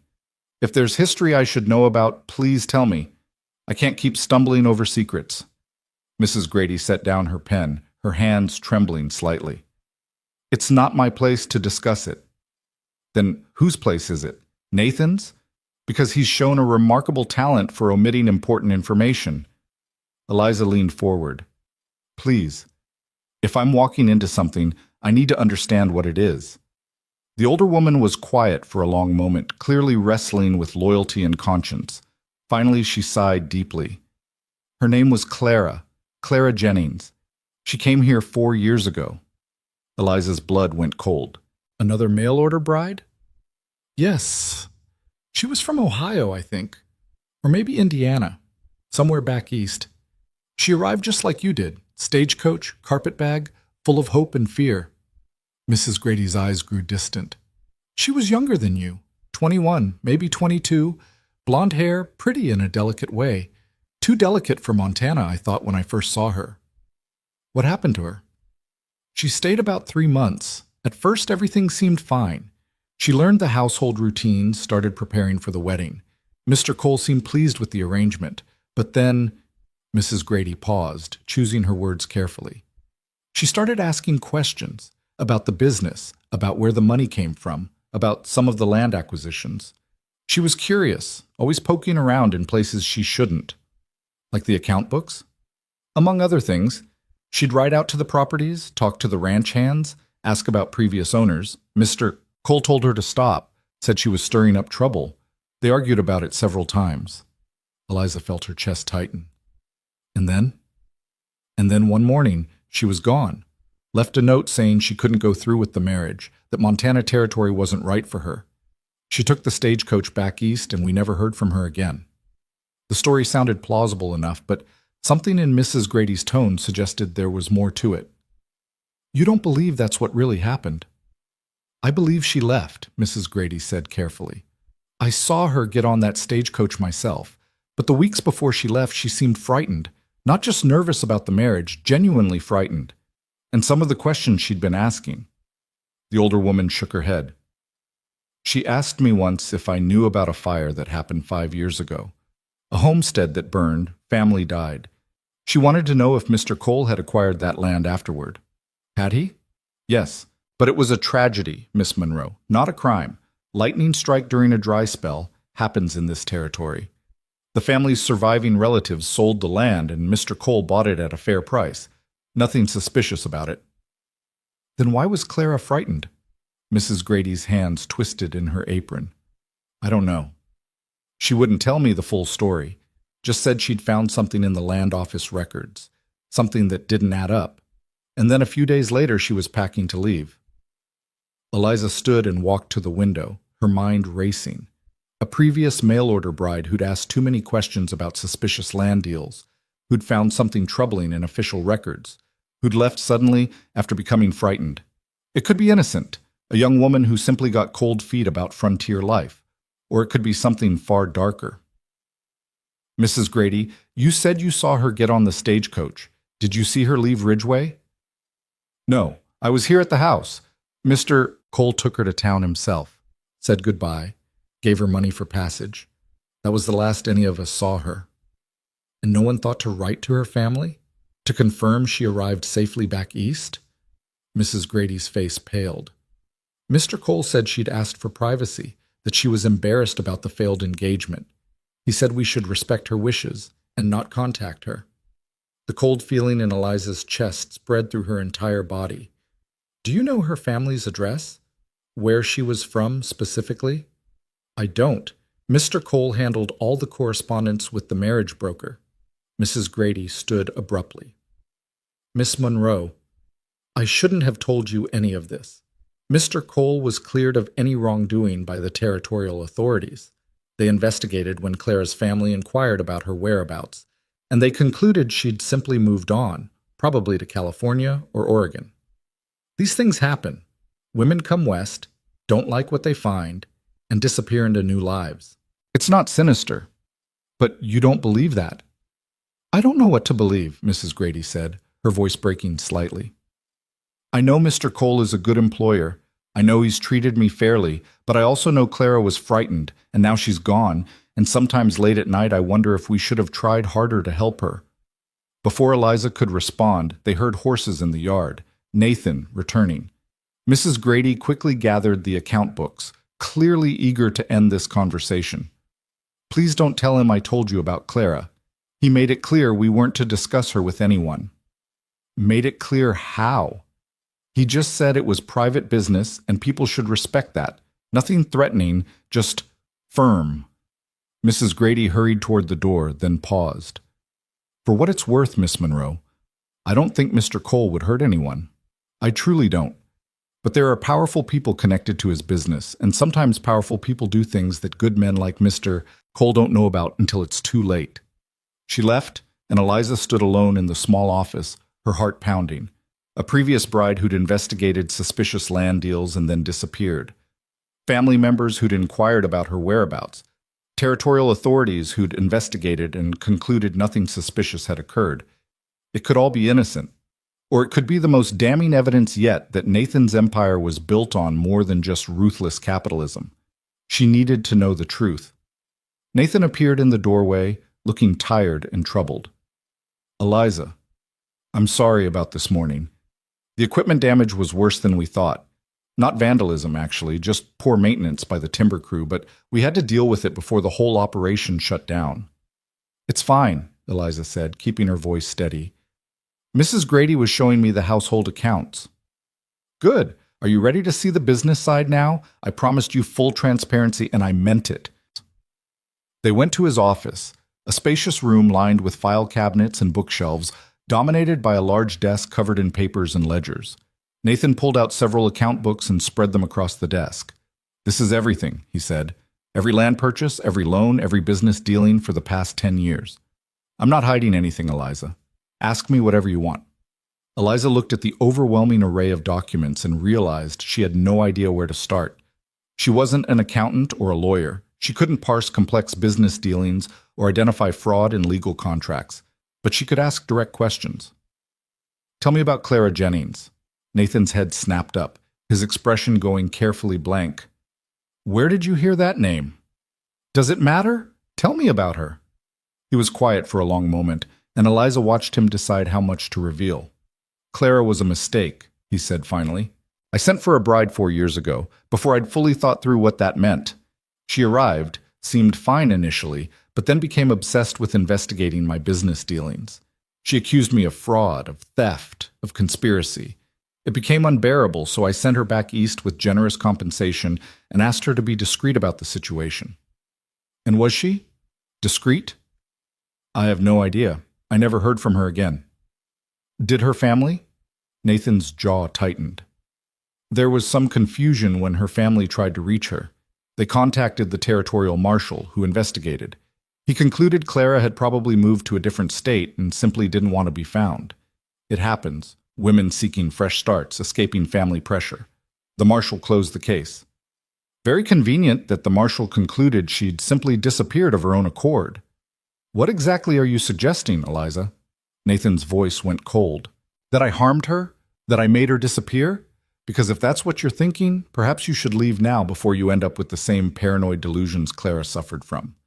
It was the first time he'd spoken to her with real anger, and Eliza felt a flutter of genuine fear. But she pushed through it. "I'm suggesting that you've been hiding things since I arrived. That every time I learned something new about your operation, it's worse than what came before. And now I discover there was another woman in my position who asked questions and then vanished, and I'm supposed to just accept that as coincidence?" Nathan moved around the desk toward her, and Eliza had to force herself not to step back. "Clara didn't vanish. She left voluntarily. Mrs. Grady saw her get on the stagecoach. Tom Fletcher was there too. Multiple witnesses. The territorial marshal investigated thoroughly and found no evidence of foul play. What more do you want?" "I want to know what she found in the land office records. What made her so frightened she had to leave?" "She found nothing, because there was nothing to find. She had conspiracy theories based on incomplete information and a tendency toward hysteria." Nathan's voice was hard. "I was patient with her as long as I could be, but eventually I realized she was never going to be satisfied. Some people can't accept that success comes from hard work and smart decisions. They need to believe there's something sinister beneath it." "Is there?" "No." Nathan held her gaze. "I've told you the truth, Eliza. I've shown you my methods. Are they aggressive? Yes. Ruthless at times? Absolutely. But criminal? No. Clara couldn't accept that, and it poisoned everything between us. I'm not interested in repeating that experience." Eliza wanted to believe him, wanted to see this as exactly what he claimed, a troubled engagement that had fallen apart because one woman couldn't handle the moral complexities of frontier capitalism. But something nagged at her, some instinct honed by years of survival in Boston's harsh social landscape. "I want to see the land office records she examined," Eliza said. "The documents about the fire property you acquired." "Why?" "So you can develop the same paranoid theories? So I can make an informed decision about whether to marry you." Eliza kept her voice level. "You promised me transparency, Nathan. You said no more secrets. Either you meant that or you didn't." They stared at each other, and Eliza could see the calculation in his eyes, weighing what he'd lose by refusing against what he might lose by agreeing. Finally, he nodded curtly. "Fine. We'll ride into Ridgeway tomorrow, visit the land office. You can examine whatever records you want. But after that, Eliza, you need to make your decision. I can't keep proving my innocence every time someone whispers suspicions. Either you trust me or you don't." "Trust is earned," Eliza said quietly, "not demanded." That evening, tension hung heavy over dinner. Nathan was withdrawn, responding to Eliza's attempts at conversation with monosyllables. Mrs. Grady served them with anxious efficiency, clearly sensing the conflict. Eliza picked at her food, her appetite gone. her mind churning with questions about Clara Jennings. After dinner, unable to sleep, Eliza wandered through the house's first floor. In the library, she ran her fingers along book spines, noticing Nathan's reading preferences: agriculture journals, legal texts, political treatises. On a lower shelf, pushed back slightly, she found something unexpected: a novel by Charles Dickens, the pages worn from reading. She pulled it out and saw an inscription on the inside cover: "To Clara, may you find adventure and romance in Montana. With love, Mother." Eliza's hands trembled. This was Clara's book. She'd brought it from home, read it here, and then supposedly left Montana without taking it with her. What woman fleeing a bad situation would leave behind a treasured gift from her mother? "You're having trouble sleeping too." Eliza spun around to find Nathan in the doorway, still dressed, holding a glass of whiskey. She quickly put the book back, but he'd seen what she was holding. "That's Clara's," he said flatly. "She left it behind. Another item on the list of evidence you're compiling against me?" "A woman fleeing wouldn't leave a gift from her mother," Eliza said. "Not unless she was planning to come back for it, or unless she couldn't take it with her." Nathan drained his whiskey in one swallow. "Or unless she wanted to leave everything connected to this place behind. Some departures are about complete breaks, Eliza. Starting fresh means leaving the past behind entirely." "What, you sound like you're trying to convince yourself as much as me." "Maybe I am." Nathan set down his glass. "Clara's disappearance haunted me for months. I kept thinking I should have handled it differently, should have been more patient with her fears. But the marshal investigated, found nothing suspicious, and eventually I had to accept that she made her choice. Now you're here, asking the same questions, developing the same suspicions, and I'm watching history repeat itself." "Maybe that should tell you something," Eliza said. "Maybe if two different women have the same concerns, there's validity to them. Or maybe," Nathan said tiredly, "some people are predisposed to see conspiracy where there's only complexity. The frontier isn't simple, Eliza. Business here requires navigating murky waters, but murky doesn't mean murderous." He left without saying goodnight, and Eliza stood alone in the library, holding Clara's book. She carefully opened it again, looking for any notes or marks Clara might have left. Near the end of the book, she found something: a pressed flower serving as a bookmark, and beneath it faint pencil marks that might have been deliberate or might have been accidental. The marks seemed to underline certain words: truth, danger, hidden, and trust no one. Eliza's heart raced. Were these Clara's coded warnings, or was Eliza seeing patterns where none existed, just as Nathan accused? She needed those land office records, needed to see what Clara had found that made her frightened enough to leave behind her mother's gift. That night, Eliza barely slept. She kept thinking about Clara, young, blonde, delicate, arriving with hope just like Eliza had. What had she discovered? Where had she gone? And most disturbingly, had she actually left at all? Morning came with clouds rolling in from the mountains, threatening rain. Nathan was already dressed when Eliza came downstairs, his face set in determined lines. "We'll leave for Ridgeway in 20 minutes, he said. "Bring a coat. Weather's turning." The ride to town was silent and tense. Tom Fletcher accompanied them, along with two other ranch hands, which seemed excessive for a simple record search, unless Nathan expected trouble. They reached Ridgeway by mid-morning, and Nathan led Eliza directly to the land office, a small building near the general store. The clerk, a balding man named Peterson, greeted Nathan with obvious nervousness. "Mr. Cole, unexpected visit. How can I help you?"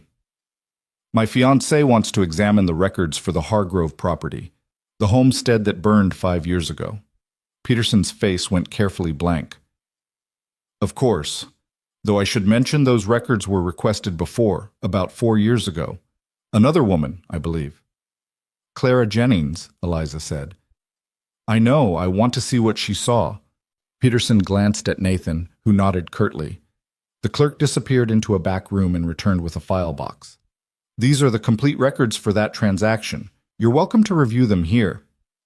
Eliza sat at a small table and began going through the documents. There were property surveys, title transfers, correspondence, and reports about the fire. Everything looked routine on the surface: a tragic accident, surviving family members selling the land, Nathan purchasing it at auction. But as Eliza dug deeper, she began noticing discrepancies. The fire had been reported as a lightning strike, but the official report noted that the burn pattern was inconsistent with typical lightning fires.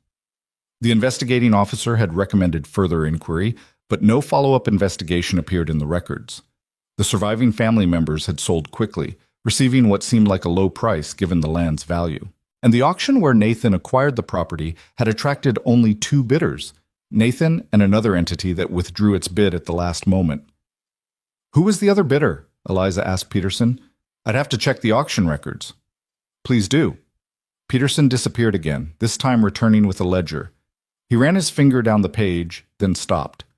The competing bidder was listed as Mountain Territory Holdings. "Who owns that company?" "I don't have that information here. You'd need to check with the Territorial Commerce Office." Eliza turned to Nathan. "Do you know who owns Mountain Territory Holdings?" Nathan's jaw was tight. "It's one of Morrison's shell companies. He bids on properties occasionally to assess market value, then withdraws if the price gets too high." "Or," Eliza said slowly, "he bids to drive up the price, then withdraws so his chosen buyer gets the property, but the transaction looks competitive." "That's speculation." "Is it?" Eliza looked back at the documents. "The fire investigation was incomplete. The sale price was suspiciously low. The auction had fake competition, and then you acquired valuable property at a discount. Doesn't that concern you?" "Even if Morrison manipulated the auction, which I'm not admitting, I still bought the property legally. The family chose to sell. I didn't force them." "Didn't you?" Eliza pulled out another document. "This is a letter from the family's lawyer expressing concern about pressure they were receiving to sell quickly. Pressure from unnamed parties who wanted the land cleared for development." Nathan's face darkened. "Where did you get that?" "It's in the file. Anyone examining these records would find it." Eliza met his eyes. "Clara found it. That's what frightened her, because this suggests the fire might not have been an accident, Nathan. It suggests someone wanted that family gone and their land available. You're making insane accusations based on incomplete information. I'm drawing conclusions based on documented evidence." Eliza's voice rose despite her effort to stay calm. "An incomplete fire investigation, suspicious pressure on survivors, manipulated auction proceedings, these aren't coincidences. Someone orchestrated this and you benefited directly. Even if someone orchestrated it, and I'm not saying they did, that doesn't make me guilty of anything except being in the right place at the right time." "Unless you knew about the orchestration," Eliza said. "Unless you were part of it." Nathan slammed his hand on the table, making everyone in the land office jump. "I was not part of any conspiracy to harm that family. I bought land that was legally available. That's all." "Then why didn't you tell me about this before? Why let me discover it like Clara did, through digging in dusty records?" "Because I knew you'd react exactly like this. I knew you'd see one ambiguous document and construct elaborate theories about murder and conspiracy, just like Clara did." Nathan's voice was harsh. "She drove herself half mad with this, Eliza. She started seeing danger everywhere, suspecting everyone. She'd wake up screaming from nightmares about fires and dead families. Is that what you want? To poison your mind with unfounded paranoia?" "My mind isn't the one that needs cleansing," Eliza shot back. "My conscience is clear. Can you say the same?" Before Nathan could respond, the door to the land office burst open. A woman rushed in, wild-eyed and breathless, her dress torn and muddy. Eliza recognized her vaguely from the stagecoach station, one of the townspeople who'd watched them pass. "Mr. Peterson," the woman gasped. "There's been an accident out at the old Hargrove property. They're saying—" She spotted Nathan and stopped abruptly. "What kind of accident?" Peterson asked. The woman's eyes darted between Nathan and the clerk. "They found something. Human remains, buried in the foundation of the burned house. The new owner was excavating to rebuild, and they found—" She swallowed hard. "They found bones, Mr. Peterson. The sheriff's out there now, and he's saying it might not have been just one family that died in that fire. He's saying there might have been someone else." The room went deathly silent. Eliza felt the blood drain from her face. Nathan stood frozen, his expression unreadable. Tom Fletcher's hand moved toward his pistol, then stopped. "That's impossible," Nathan said finally. "The fire investigation confirmed only the Hargrove family died. Everyone else was accounted for. Well, they're finding bones that suggest otherwise, the woman said. And Sheriff Morrison, that's the old sheriff, not the nephew, he's calling for everyone connected to that property sale to come answer questions. He specifically mentioned your name, Mr. Cole. Nathan turned to Eliza, and for the first time since she'd met him, she saw genuine fear in his eyes. Not the calculated concern of a man protecting his reputation, but raw terror of someone facing consequences they couldn't control. I didn't know, he said quietly. Eliza, whatever they found, I didn't know about it. Maybe you didn't, Eliza said, her voice hollow. Or maybe you knew exactly what happened and thought it would stay buried forever. Either way, we need to go out there. We need to see what they found. Miss Monroe, I don't think, Tom Fletcher started. I don't care what you think, Eliza interrupted. If there are bodies buried on property Mr. Cole acquired under suspicious circumstances, I need to know about it before I bind my life to his. We're going now. The ride out to the old Hargrove property took 40 minutes. Every one of them waited with dread. The clouds had opened, rain falling in sheets, turning the roads muddy and treacherous. By the time they arrived, Eliza was soaked through, but she barely noticed. Her entire focus was on the scene before them. The ruined foundation of the burned house was now partially excavated, revealing charred timbers and scorched stone. A group of men stood around a section of exposed earth, and even from a distance, Eliza could see what had drawn their attention, pale objects emerging from the soil that could only be bones. Sheriff Morrison, the uncle, not the nephew, was an older man with iron-gray hair and a face carved by frontier justice. He looked up as Nathan approached, his expression grim.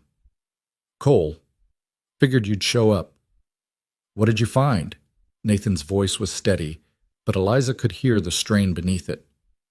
Partial skeleton, buried beneath the foundation. Female, based on the hip structure. Young adult, been here about 5 years, maybe more. The sheriff gestured to a younger man kneeling by the excavation. Doc Reynolds is examining the remains now, but preliminary assessment suggests this person died violently. Blunt force trauma to the skull. Eliza felt sick. Could it be one of the Hargrove family? Maybe someone missed in the initial investigation. Hargrove family was accounted for. Father, mother, 2 boys. This is a woman, miss. The sheriff's eyes were sharp. You're Cole's new fiancée, I hear. Might want to reconsider that arrangement given present circumstances. Do you have any idea who she is? Nathan asked. Not yet, but I'm going to find out. The sheriff moved closer, his voice dropping. I'm also going to investigate how someone ended up buried under a house that conveniently burned 5 years ago on property you conveniently acquired afterward. That seems like quite a coincidence, doesn't it, Cole? I had nothing to do with this fire or these deaths. Maybe not directly, but your business partner Morrison sure seems to benefit from a lot of convenient tragedies. The sheriff's eyes hardened. I couldn't prove anything 4 years ago when that Jennings girl disappeared, but I always had my suspicions. Now we got bones turning up on your property, and I'm starting to think maybe I should have pressed harder back then. Eliza's vision swam. You investigated Clara's disappearance? Briefly.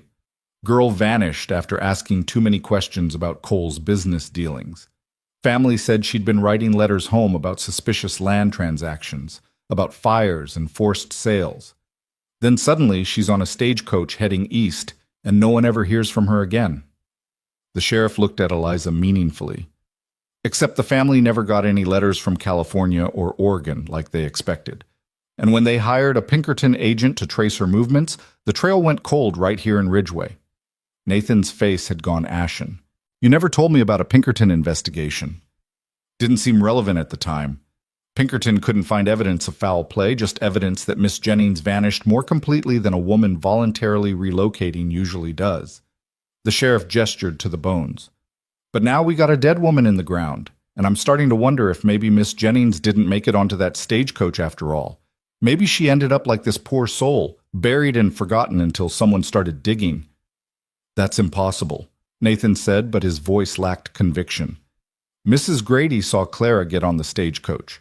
Tom Fletcher, too. She left. Witnesses can be mistaken, the sheriff said, or they can be lying. I'll be interviewing both of them again, more thoroughly this time. Eliza couldn't breathe. The rain pounded down. The excavation site looked like an open grave, and the man she'd been planning to marry in 3 days stood accused of being connected to murder and disappearance. Everything was collapsing around her, all the careful justifications and moral compromises crumbling in the face of actual bones pulled from actual earth. "I need to leave," she said suddenly. "I need to leave right now." "Miss Monroe." Nathan reached for her arm. "Don't touch me." Eliza jerked away from him. "Don't you dare touch me. If there's any chance, any possibility, that you know what happened to Clara, that you were involved in whatever conspiracy led to this woman's death," her voice broke, "I won't be another victim. I won't be another woman who asked too many questions and ended up buried in the ground. You're not a victim, Eliza, and neither was Clara.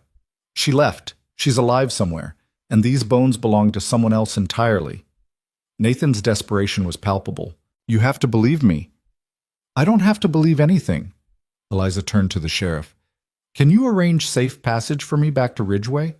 I don't feel safe returning with Mr. Cole." "Of course, miss. My deputy will escort you." The sheriff signaled to a younger man. "And Miss Monroe, I'd appreciate if you'd stay in town for a few days. I may have questions for you about what you've observed at the Cole Ranch." As the deputy led her toward his horse, Eliza heard Nathan calling her name, but she didn't turn around. Couldn't turn around.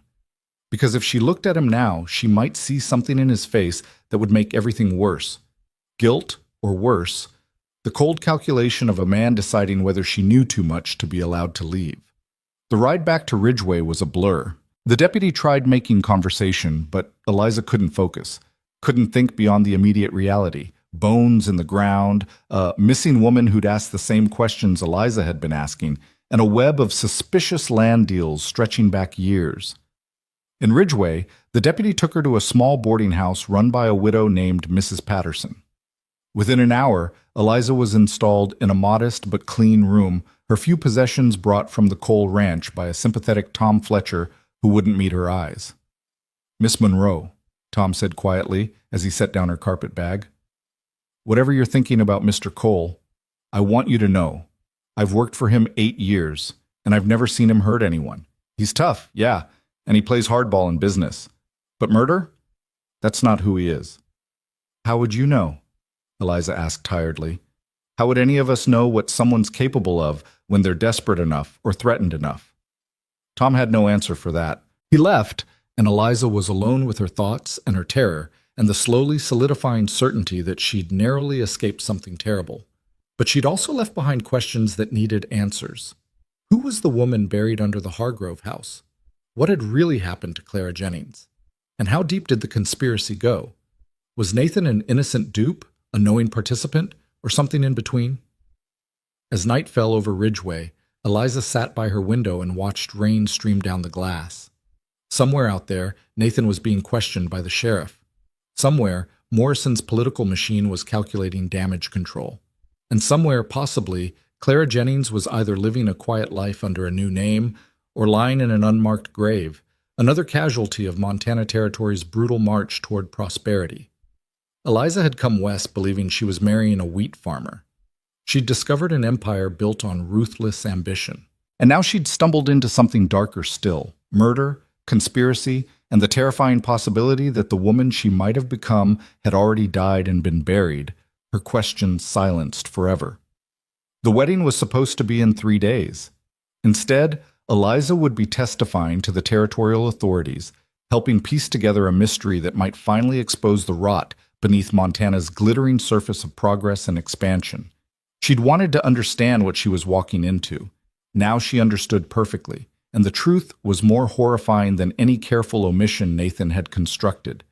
Because the lie wasn't just that he was richer than he'd claimed, or more ruthless, or more politically connected. The lie was that any of it was survivable, that a woman could navigate this world without becoming its victim, that practical compromises didn't eventually lead to complicity in things too dark to justify. Clara Jennings had learned that truth, and she'd paid for it with her life, or at least her freedom. Eliza had learned it too, but she'd learned it just in time to escape. She hoped. The rain continued through the night, drumming against the boarding house windows like insistent fingers demanding entry. Eliza lay awake, staring at the ceiling, her mind refusing to settle. Every time she closed her eyes, she saw those bones emerging from the earth, pale and accusing. Every shadow in the room seemed to take the shape of Clara Jennings, the woman who'd stood where Eliza now stood, who'd asked the same questions and then vanished into silence. Morning came gray and cold. Mrs. Patterson brought breakfast on a tray, eggs, toast, weak coffee, and hovered anxiously in the doorway. "You barely touched your supper last night, dear. You need to eat something." "Thank you," Eliza managed, though food was the last thing she wanted. "There's talk all over town about what they found at the Hargrove place," Mrs. Patterson said, unable to contain her curiosity. "They're saying Mr. Cole might be arrested. They're saying all sorts of things about his business dealings, about people who've disappeared or died suspiciously. Is it true you were supposed to marry him?" "Yes." "Well," Mrs. Patterson smoothed her apron nervously, "I suppose you're fortunate you discovered the truth in time. Though I must say, I never would have suspected Mr. Cole of anything so terrible. He always seemed like such a gentleman." After the landlady left, Eliza forced herself to eat a few bites. She was dressing when a knock came at her door, the sheriff's deputy from yesterday, looking uncomfortable. "Miss Monroe? Sheriff Morrison would like to speak with you. There's been developments overnight." Eliza's heart sank. "What kind of developments?" "Best if the sheriff explains, ma'am, if you'll come with me." The sheriff's office was a small building near the land office, smelling of tobacco smoke and old coffee. Sheriff Morrison sat behind a battered desk covered in papers, looking like he hadn't slept. He gestured Eliza to a chair.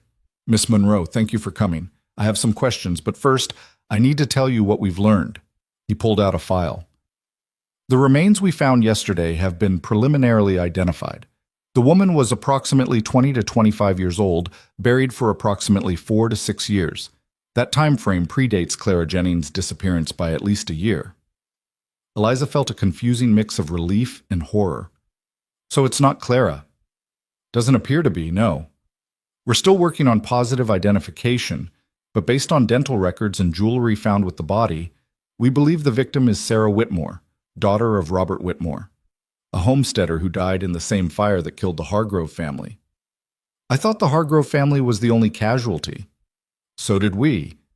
But it turns out Sarah Whitmore was visiting the Hargroves that night. She'd been courting the oldest Hargrove boy.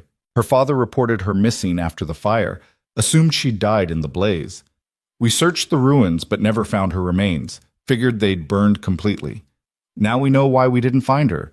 She wasn't in the fire. She was buried under the foundation before the fire started." The implications made Eliza feel sick. Someone killed her and hid her body, then burned the house to cover it up? That's what the evidence suggests. The skull fracture happened before the fire. There's no fire damage to the bone in that area. Someone hit her hard enough to crack her skull, buried her in a shallow grave under the foundation, then set fire to the house. The Hargroves likely died from the fire, making it look like a tragic accident while actually being murder and arson. Who would do such a thing? That's what I'm trying to determine. The sheriff leaned back in his chair. "Here's what troubles me, Miss Monroe. Robert Whitmore owned the land adjacent to the Hargrove property. After his daughter disappeared and the neighboring family died, he was devastated. Within 6 months, he sold his land for a fraction of its value and left Montana Territory. That land was purchased by Charles Morrison," Eliza finished quietly. "Through a shell company, yes. And shortly thereafter, Morrison sold it to Nathan Cole at a significant markup, though still below market value. So someone orchestrated a fire that killed a family, concealed a murder, drove a grieving father to sell his land at a loss, and ultimately benefited Cole and Morrison's expansion plans." Eliza's hands were shaking. "Are you saying Nathan was involved in planning this?" "I'm saying the pattern is suspicious. Cole benefits directly from a tragedy that was actually murder. Either he was involved in planning it, or he was a convenient buyer who Morrison used to launder the acquired property." The sheriff's expression was grave. "There's a third possibility, too, that Cole knew nothing, but Morrison orchestrated everything and simply made sure Cole was positioned to buy the land afterward. In that scenario, Cole's guilt would be in benefiting from murder, not ordering it." "Have you questioned Morrison?" "Trying to. He's in Helena, conveniently away from Ridgeway when all this comes to light." His lawyers are claiming he's cooperating fully, but they're also fighting every attempt to access his business records. The sheriff rubbed his face tiredly. Men like Morrison don't get to where they are without learning how to insulate themselves from consequences. Even if he ordered that fire, proving it will be nearly impossible. What about Nathan? Have you arrested him? Not yet. We've questioned him extensively, and his story is consistent. He knew nothing about the fire being arson, nothing about Sarah Whitmore's murder, nothing about Morrison's involvement beyond standard business dealings. He claims he bought land that was legitimately available and had no reason to question its provenance. Do you believe him? The sheriff was quiet for a moment. I believe he's telling part of the truth. Whether it's all of the truth, I can't say yet. That's partly why I wanted to speak with you, Miss Monroe. You've spent time at the Cole Ranch, observed the operation. Have you seen or heard anything that suggests Cole was aware of criminal activity? Eliza thought carefully. She wanted to condemn Nathan, wanted to believe he was complicit in everything Morrison had done. It would make her decision to leave simple, justified, but honesty compelled her to be fair. I saw a ruthless businessman, she said slowly, someone who bought debt to acquire land, who manipulated auctions, who used his connections to Morrison for access to capital and political influence, but I never saw evidence that he knew about murder or arson. Mrs. Grady, his housekeeper, said he's always been fair to his employees. Tom Fletcher, his foreman, insists Cole wouldn't hurt anyone. And Clara Jennings? Did you learn anything about her disappearance? Only that she asked the same questions I did about suspicious land deals, that she became frightened and left suddenly. Mrs. Grady saw her get on a stagecoach, as did Tom Fletcher. Multiple witnesses confirmed she departed Ridgeway. But never arrived anywhere, the sheriff said. That's what troubles me. The Pinkerton agent traced her to the Ridgeway station, confirmed she boarded the eastbound stage. But when that stage reached its next stop, Claire Jennings wasn't on it. Somewhere between Ridgeway and Helena, she vanished. Eliza felt cold. Could she have gotten off at one of the way stations? We checked. No one matching her description was seen at any of the stops. It's like she disappeared between one town and the next. The sheriff's expression was grim. Miss Monroe, I need to ask you directly. Has anyone threatened you? Made you feel unsafe? Suggested you should leave town or stop asking questions? Nathan tried to discourage my investigation into Clara and the land deals, but it felt more like embarrassment than threat. He said Clara had become paranoid, that her conspiracy theories had poisoned their relationship. Eliza paused. But Sheriff, I think there's something you should know. Last night at the boarding house, someone slipped a note under my door. She pulled the crumpled paper from her pocket. She'd found it around midnight, noticed it when she got up to check the door lock for the third time. The message was brief, written in crude block letters. Leave Montana or end up like the others. The sheriff took the note carefully, his jaw tightening. Did you see who delivered it? No, I heard footsteps in the hallway, but by the time I opened the door, whoever it was had gone. This changes things. The sheriff stood and called to his deputy. Jenkins, I want a guard posted at Mrs. Patterson's boarding house. No one approaches Miss Monroe without being vetted first. He turned back to Eliza. I'm also going to recommend you testify before the territorial prosecutor when he arrives. Your observations about the Cole operation, combined with this threat, suggest there's more going on than just one isolated murder. When does the prosecutor arrive? Tomorrow morning. He's been investigating Morrison's business dealings for months. Corruption, bribery, fraudulent land transactions. The discovery of Sarah Whitmore's body may be the evidence he needs to finally build a criminal case. The sheriff's expression became intent. But Miss Monroe, you need to understand what you're walking into. If you testify, if you provide information that helps prosecute Morrison and anyone connected to him, you'll be making powerful enemies. Men with money and influence who won't hesitate to silence witnesses they consider dangerous. Like they silenced Sarah Whitmore? Like they may have silenced Clara Jennings? Exactly like that. Eliza thought of the note, the crude threat that had kept her awake for hours. She thought of Clara's book left behind in Nathan's library, of bones emerging from earth, of a pattern of convenient tragedies that had built an empire. She thought of her own fear, her desperate need for safety, the $3 that had brought her to Montana in search of survival through marriage. I'll testify, she said. Whatever I saw, whatever I know, I'll tell the prosecutor everything. The sheriff nodded approvingly. That takes courage, Miss Monroe. Real courage. I'll make sure you're protected. As Eliza left the sheriff's office with a deputy escort, she saw a crowd gathered outside the land office. News had spread about the murder investigation, and Ridgway was buzzing with speculation and outrage. She heard fragments of conversation as she passed. Always knew Cole was too successful too fast. Morrison's been buying up half the territory through murder and intimidation. About time someone investigated the bastards. What about that Jennings girl? You think they killed her too? Back at the boarding house, Eliza found Mrs. Patterson in a state of agitation.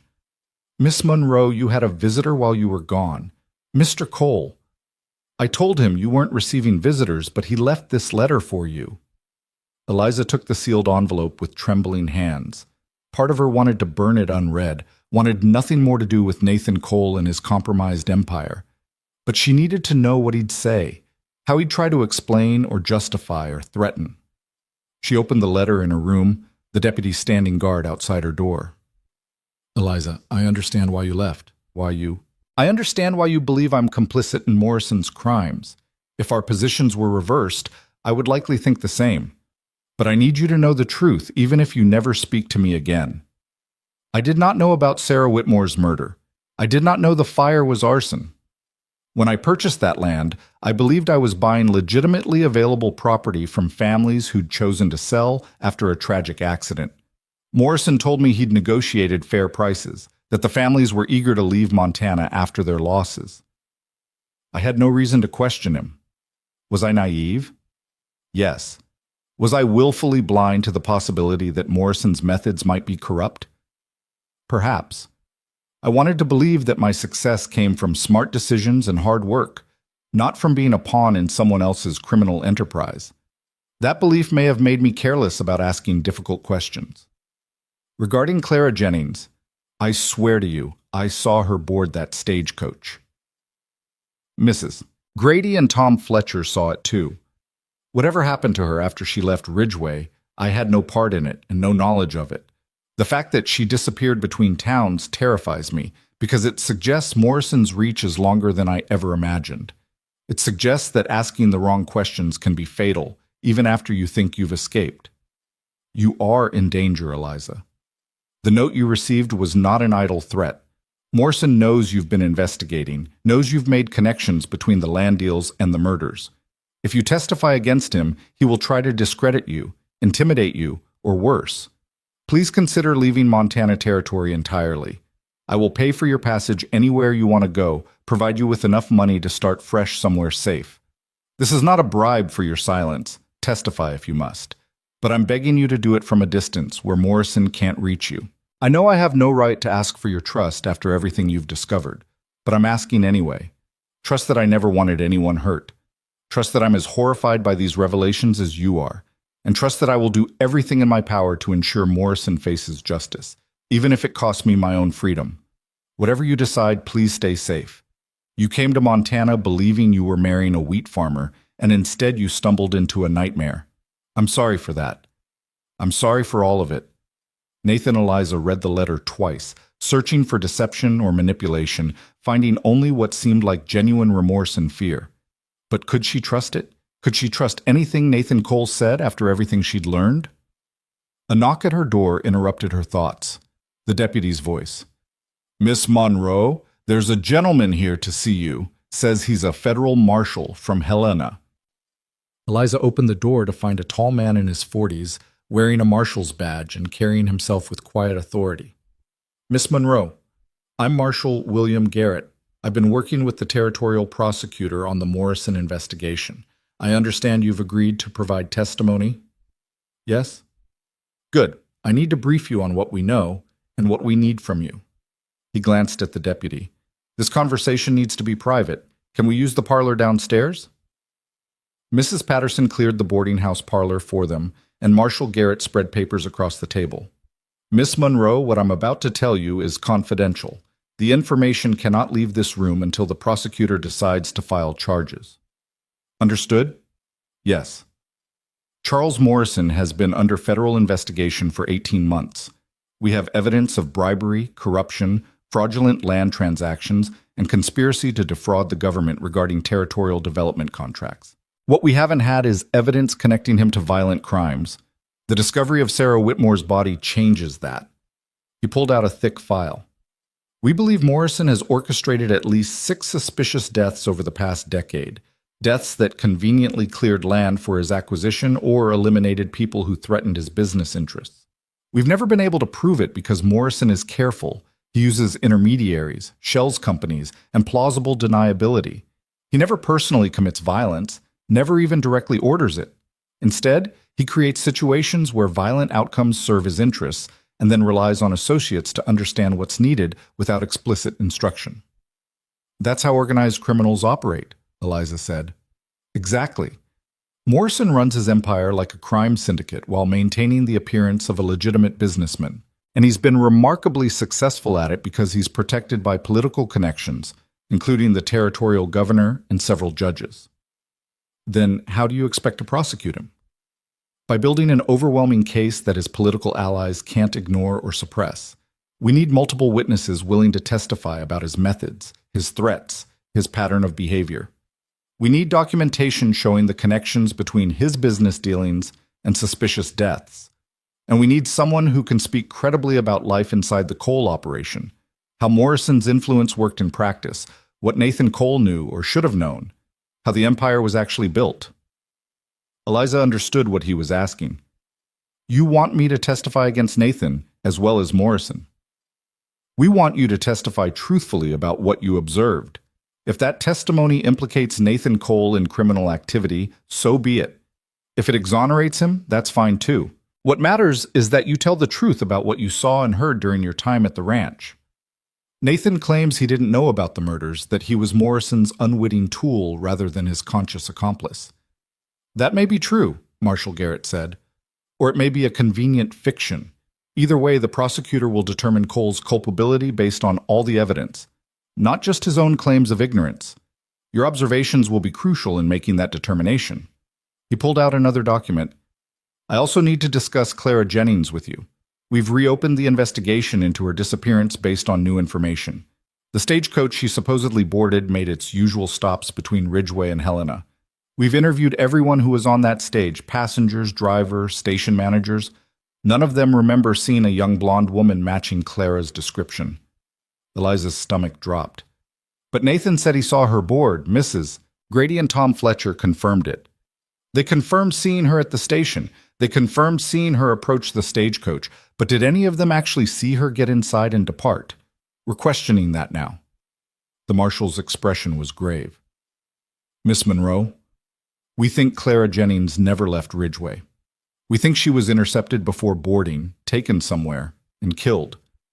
And we think her body is buried somewhere on Morrison's extensive land holdings. Why would Morrison kill her? She was leaving voluntarily. Was she? Marshall Garrett pulled out a letter, handling it carefully.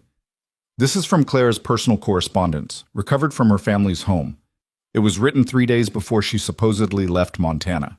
In it, she tells her mother that she's discovered evidence of multiple murders connected to Morrison's land acquisitions. She says she's gathering documentation to take to federal authorities. She says she knows it's dangerous, but she can't stay silent about what she's learned. He let Eliza read the letter, Clara's careful handwriting describing in detail the suspicious deaths, the incomplete investigations, the pattern of convenient tragedies. It was damning evidence, not just of Morrison's crimes, but of Clara's determination to expose them. That doesn't sound like a woman planning to quietly leave and start over, Eliza said.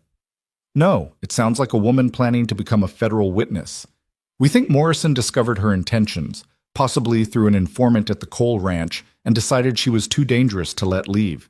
The boarding of the stagecoach was theater, witnessed by people who could later confirm she departed. But somewhere between the station and the stage's actual departure, she was taken. Who would have taken her? That's what we're trying to determine. Morrison has several men in his employ who specialize in handling problems discreetly. We have suspects but no evidence. What we do know is that Clara Jennings had information that could have destroyed Morrison 4 years ago. Now you have similar information, which means you're in similar danger. Eliza felt the weight of that danger settling over her like a physical thing. The note I received, you think that was from Morrison's people? Almost certainly. It's their standard method of intimidation. They threaten, they watch to see if the threat works, and if it doesn't, they escalate. You've already proven you won't be easily frightened by refusing to leave town. That makes you dangerous to them. What should I do? Testify, then leave Montana under federal protection. We can arrange new identity, safe relocation, everything you need to start over somewhere Morrison can't reach you. Marshal Garrett leaned forward intently. Miss Monroe, I won't lie to you. If you testify against Charles Morrison, your life in Montana Territory is over. He has too much influence, too many connections. Even if we successfully prosecute him, his associates will remain, and they'll remember who helped put him away. You'll never be safe here. And if I don't testify? Morrison will probably leave you alone, assuming your silence means you're not a threat. You could stay in Montana, build a quiet life somewhere far from Ridgeway, maybe even marry eventually. But you'll live knowing you let a murder continue operating, knowing that other women might die because you chose safety over justice. It was the choice Eliza had been avoiding since she discovered Sarah Whitmore's bones. Safety or justice. Silence or truth. Survival or conscience. She thought of Clara Jennings, who'd chosen justice and paid with her life.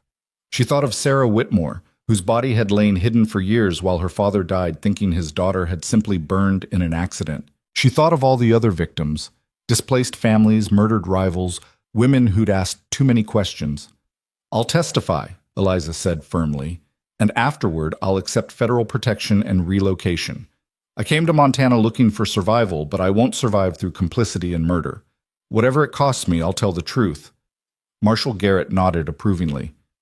The prosecutor arrives tomorrow morning.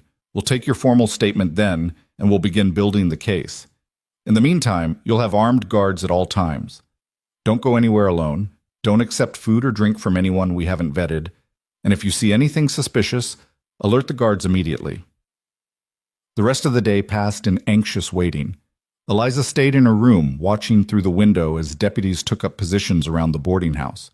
She saw townspeople gathering in the street, their conversations animated, clearly discussing the scandal unfolding in their midst. She saw riders coming and going from the sheriff's office, carrying messages and documents. And once, she saw a familiar figure on horseback, Tom Fletcher, watching the boarding house from a distance before riding away. That evening, Mrs. Patterson brought dinner on a tray, the deputy carefully inspecting it first before allowing it through. I still can't believe Mr. Cole is mixed up in murder, the landlady said, shaking her head. He always seems so respectable. Respectability and morality aren't the same thing, Eliza said quietly. After dark, lying in bed and listening to the deputy pacing in the hallway, Eliza finally allowed herself to feel the full weight of what was happening. In less than a week, she'd gone from a desperate seamstress seeking survival through marriage to a federal witness preparing to testify against one of Montana Territory's most powerful men. She'd discovered an empire built on blood, uncovered murders that had been carefully concealed, and chosen to speak truth, even though it meant destroying any chance of the secure future she'd come west to find. She thought of Nathan's letter, his claims of innocence and ignorance. She wanted to believe him, wanted to think he'd been Morrison's unwitting tool rather than his conscious accomplice. But whether he'd known about the murders or simply benefited from them while deliberately not asking questions, the result was the same. He'd built his empire on foundation of other people's suffering, and Eliza refused to become part of that foundation. Morning came with cold sunshine and nervous energy. Marshal Garrett arrived early with the territorial prosecutor, a sharp-eyed man named Edmund Blackwood, who had the look of someone who'd spent years fighting corruption in impossible circumstances. Miss Monroe, Blackwood said, settling into the boarding house parlor with files and notebooks. Thank you for your courage. Let's begin with how you came to Montana Territory and what you observed during your time at the Cole Ranch. For 3 hours, Eliza told her story.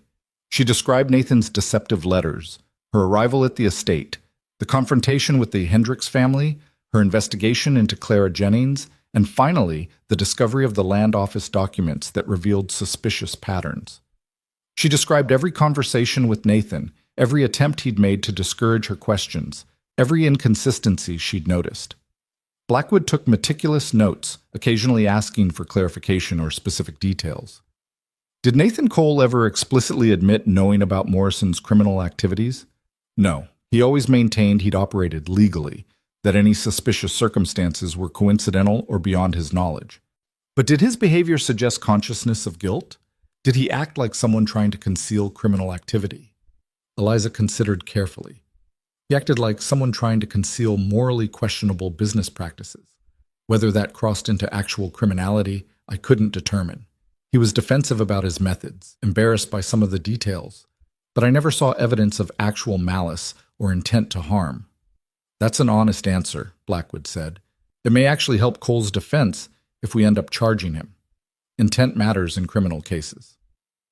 Are you planning to charge him? We're still determining that.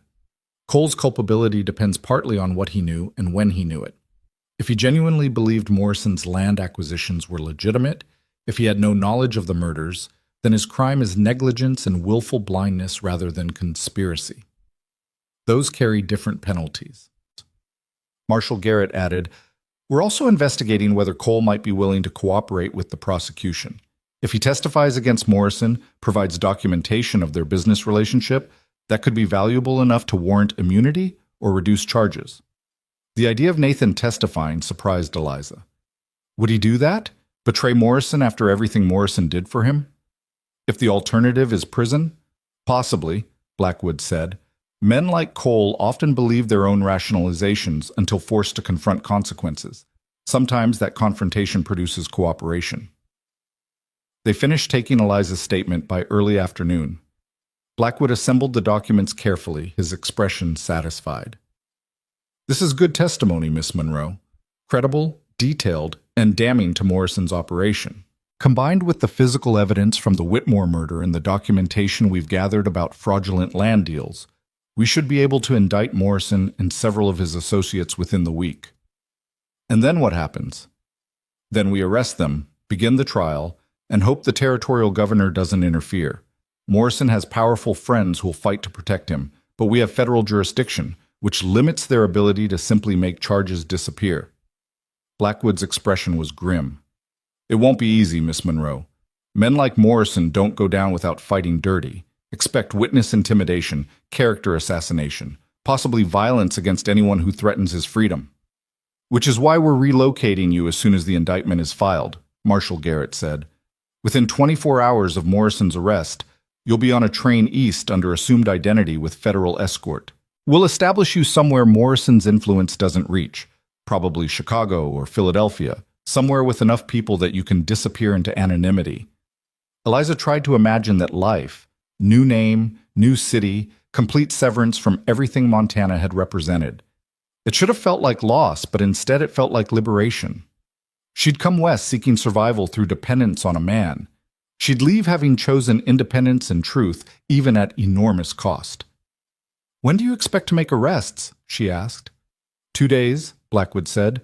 "We're coordinating with federal marshals to arrest Morrison simultaneously with several of his key associates. We don't want to give anyone time to flee or destroy evidence. The moment Morrison is in custody, we'll move you out of Ridgeway." That afternoon, as Eliza packed her few belongings in preparation for departure, another visitor requested to see her. The deputy consulted with Marshal Garrett, then reported back. "It's Mrs. Grady from the Cole Ranch. She says she has information about Clara Jennings she needs to share. The marshal says you can see her if you want, but you don't have to." Eliza considered refusing, but curiosity won out. "I'll see her." Mrs. Grady entered the parlor looking older than Eliza remembered, her face drawn with stress and fear. She sat heavily in the offered chair, her hands twisting her apron. "Miss Monroe, I need to tell you something. Something I should have told you from the start, but I was frightened." The older woman's voice shook. "It's about Clara, about what really happened the day she left." Eliza felt her pulse quicken. "Go on."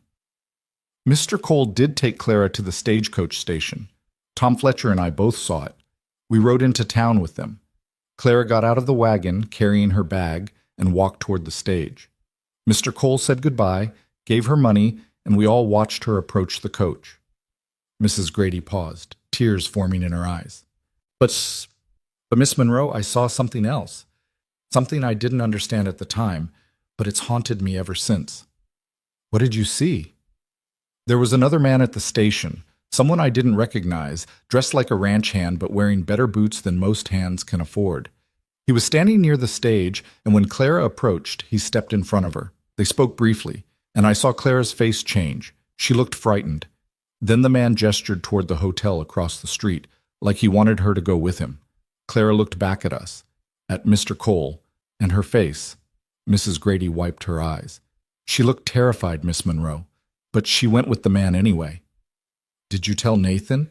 Did you say anything about this? I tried. I said, Mr. Cole, that man stopped Miss Jennings. Should we check on her? But Mr. Cole said not to worry, that Clara had probably run into an acquaintance, that she'd board the stage when she was ready. We waited 15 minutes, and when the stage prepared to depart and Clara hadn't returned, Mr. Cole said she must have changed her mind, that she'd probably decided to stay in town for a few days before leaving. We went back to the ranch, and later Mr. Cole said Clara had taken a different stage a few days later. I believed him. But she never took another stage. No. Mrs. Grady's voice broke. I think that man intercepted her. I think he was sent to prevent her from leaving, and I think Mr. Cole knew it was going to happen. That's why he wasn't concerned when she didn't board. That's why he made sure Tom and I were witnesses to her departure, but didn't let us actually see her leave town. The implications were staggering. If Mrs. Grady was right, Nathan had deliberately orchestrated Clara's apparent departure as cover for her actual abduction or murder. He hadn't just been ignorant of Morrison's crimes. He'd actively participated in eliminating a witness. Why are you telling me this now? Eliza asked. Because I can't live with it anymore. Because when they found Sarah Whitmore's body, I realized Clara might be buried somewhere too. Another woman who asked too many questions and died for it. And because you're alive, Miss Monroe, and I don't want your death on my conscience as well. Mrs. Grady gripped Eliza's hands. They'll kill me for telling you this. Mr. Cole will know it came from me, but it's worth it if it helps bring justice for Clara and Sarah and whoever else Morrison has murdered. Marshal Garrett, who'd been listening from the doorway, stepped forward. Mrs. Grady, I need you to make a formal statement. Everything you just told Miss Monroe. We need it documented officially. Will you protect her? Eliza demanded. If Nathan and Morrison realize she's testified against them, she'll have the same protection you're getting, federal custody, relocation, new identity if necessary. Garrett helped Mrs. Grady to her feet. You're doing the right thing, ma'am. It takes courage to speak truth against powerful men. After Mrs. Grady was taken to give her statement, Eliza sat alone in the parlor, processing this new information. Nathan hadn't just been Morrison's unwitting tool. He'd actively helped eliminate Clara Jennings, had orchestrated her apparent departure to conceal her actual fate. The man who'd written letters about honesty and simple truths was a murderer's accomplice, consciously complicit in silencing a woman who threatened his empire. She thought of his letter, his claims of innocence and horror at the revelations. All lies. Careful manipulations designed to preserve his freedom and maintain plausible deniability. He tried the same tactics with her that had worked with Clara: deflection, discouragement of questions, promises of transparency that never materialized. The only difference was that Eliza had escaped before the same fate befell her. That evening, as the sun set over Ridgeway and guards took up night positions around the boarding house, Prosecutor Blackwood came to brief Eliza on the plan. Mrs. Grady's testimony changes everything. We now have direct evidence of Nathan Cole's involvement in Clara Jennings' disappearance. That's conspiracy to kidnap at minimum, possibly conspiracy to murder depending on what happened after the interception. We'll be arresting Cole simultaneously with Morrison the day after tomorrow. Will you find Clara's body? We're organizing search teams to examine Morrison's properties, especially areas near where the Whitmore girl was found. If Clara's buried somewhere on Morrison's land, we'll find her. Blackwood's expression was determined. These men have operated with impunity for too long, Miss Monroe. They've murdered and stolen and corrupted Montana Territory's development for their own profit. But you and Mrs.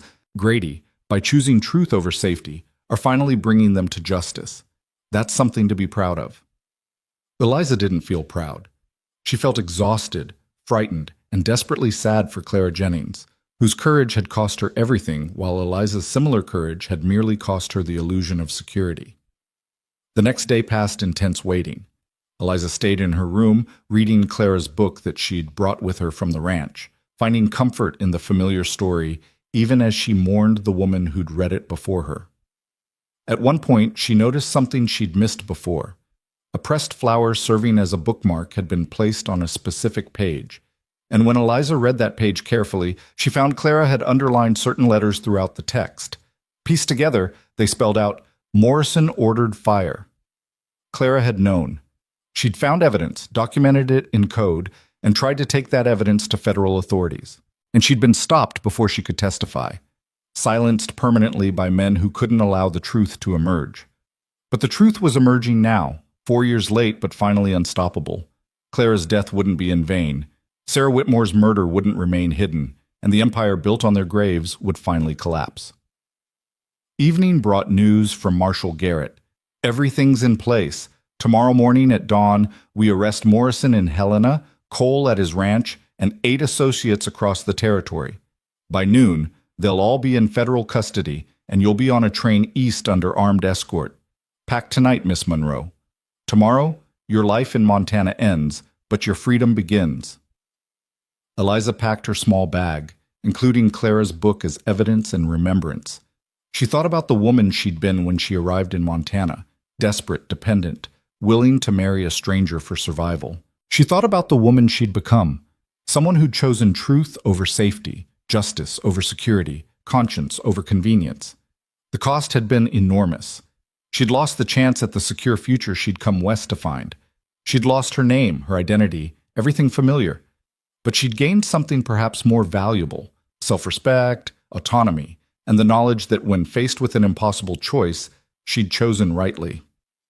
As she lay down to sleep for her last night in Montana territory, Eliza thought of Clara Jennings one final time. They'd never met, but they were connected by courage, by curiosity, by refusal to accept comfortable lies when uncomfortable truths demanded acknowledgement. "I'll make sure they remember you," Eliza whispered into the darkness. "I'll make sure your death matters, that it leads to justice for everyone Morrison destroyed. That's my promise to you, Clara. Your silence ends tomorrow." And with that promise made, Eliza finally slept, knowing that morning would bring both ending and beginning, the death of who she'd been and the birth of who she'd chosen to become. Dawn came soft and gray, mist rising from the streets of Ridgeway like ghosts reluctant to leave. Eliza woke before the sun fully cleared the mountains, her packed bag sitting by the door like a patient companion waiting for departure. She dressed carefully in her traveling clothes, the same dress she'd worn when she arrived, though it felt like a lifetime ago rather than just 2 weeks. The woman who'd stepped off that stagecoach, desperate and hopeful, seemed like a stranger now, someone Eliza barely recognized. Marshal Garrett arrived before 6, his face tense with the controlled energy of a man about to execute a carefully planned operation. "The teams are in position. Morrison's being arrested in Helena as we speak. Federal marshals are surrounding Cole's ranch right now. Within the hour, this will be over." "And then I leave?" "Then you leave. Train departs at 8. We'll have you in Helena by afternoon, and from there you'll travel east under assumed identity with 2 marshals as escorts. By tomorrow night, you'll be in Chicago, and Montana territory will be behind you forever." Eliza nodded, but her stomach churned with anxiety. So much could go wrong. Morrison could be tipped off and flee. Nathan could resist arrest. Violence could erupt. The next few hours would determine whether justice would finally be served or whether powerful men would escape consequences once again. Mrs. Patterson brought coffee and breakfast that Eliza couldn't eat. The landlady's eyes were red from crying, having learned overnight that her testimony about the threatening note would also be needed in court. "I never thought I'd be involved in bringing down men like Morrison," she said, her voice shaking. "I'm just a boarding house keeper. I don't know anything about politics or corruption. Sometimes ordinary people are the only ones who can stop extraordinary evil," Eliza said gently. "You're being brave, Mrs. Patterson. Don't doubt that." The waiting was excruciating. Every minute felt stretched thin. Every sound from the street made Eliza's heart jump. At 6:30, a deputy burst into the boarding house, his face flushed with exertion. "Marshal Garrett, news from Helena. Morrison's in custody. He tried to run when marshals showed up, but they caught him before he made it to his horse. He's demanding to see his lawyers, claiming federal overreach, threatening political retaliation, but he's arrested and secured." Garrett's expression showed grim satisfaction. "Good. What about the associates?" "6 of the 8 are in custody. 2 ran. They're being pursued now. And Cole?" The deputy hesitated. "There's been complications at the Cole ranch." Eliza's blood went cold. What kind of complications? When the marshals arrived to arrest Cole, they found the ranch already in chaos. Apparently Cole learned about Morrison's arrest somehow. Maybe a telegraph from Helena. We're not sure. He'd gathered his men, was preparing to flee. Tom Fletcher tried to stop him, said running would only prove guilt. They argued, and it got physical. By the time the marshals moved in, Fletcher had Cole restrained, but 3 of Cole's ranch hands drew weapons. "Was anyone hurt?" Garrett demanded. 2 hands wounded, neither critically. Fletcher took a bullet to the shoulder, but he'll survive. Cole's in custody now, being transported to the Ridgeway jail until he can be transferred to Helena for formal arraignment. Eliza felt a strange mix of emotions.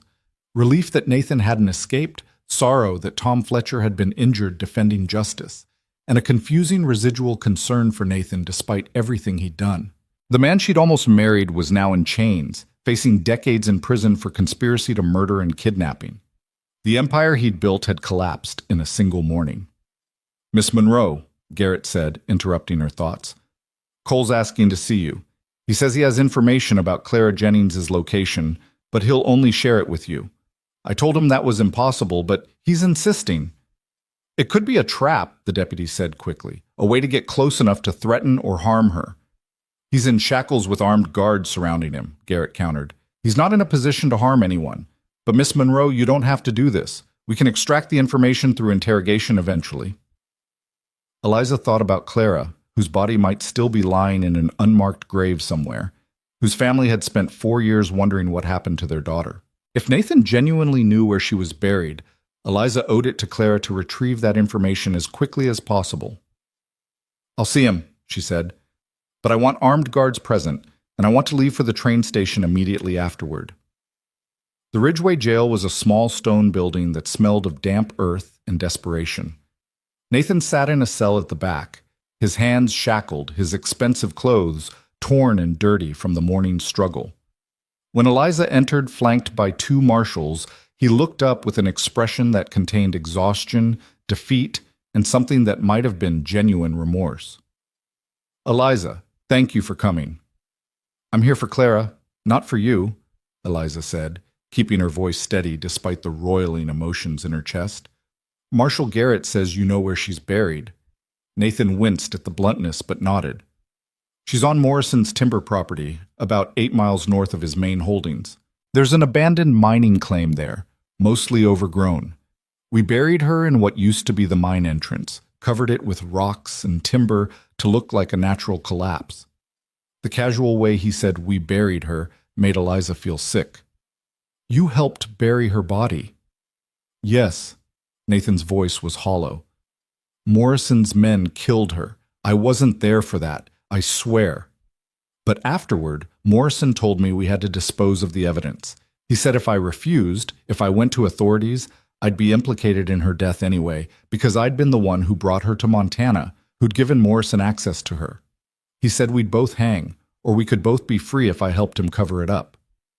I was terrified, Eliza. I chose survival over conscience, and I've regretted it every day since. "You brought me here knowing what happened to Clara," Eliza said, her voice shaking with anger. "You sent for another mail-order bride knowing that the last one had been murdered for asking questions. What were you planning to do with me if I got too curious? Kill me too?" "No."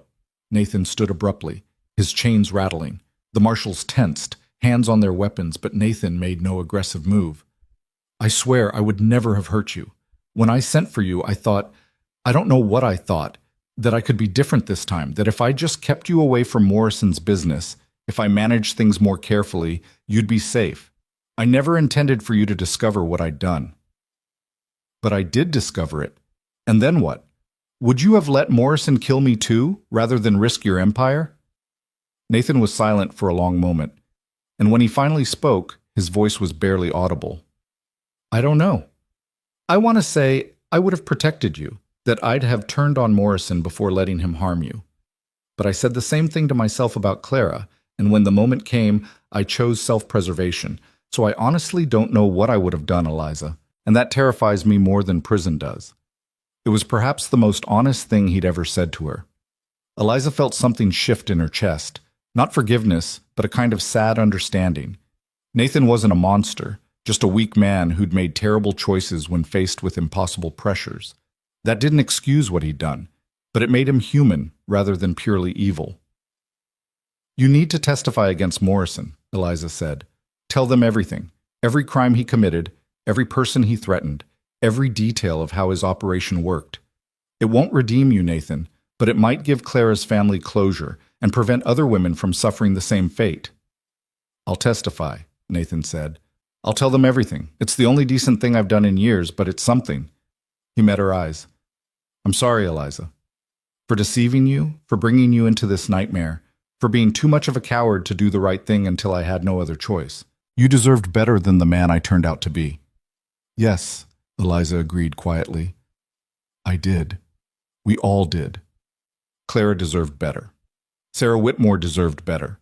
Every person Morrison destroyed deserved better. But we got you and Morrison instead, men who chose power over principle, wealth over humanity, survival over justice. At least now you'll face consequences for those choices. She turned to leave, but Nathan called out one more time. Eliza, wait. There's something else you should know.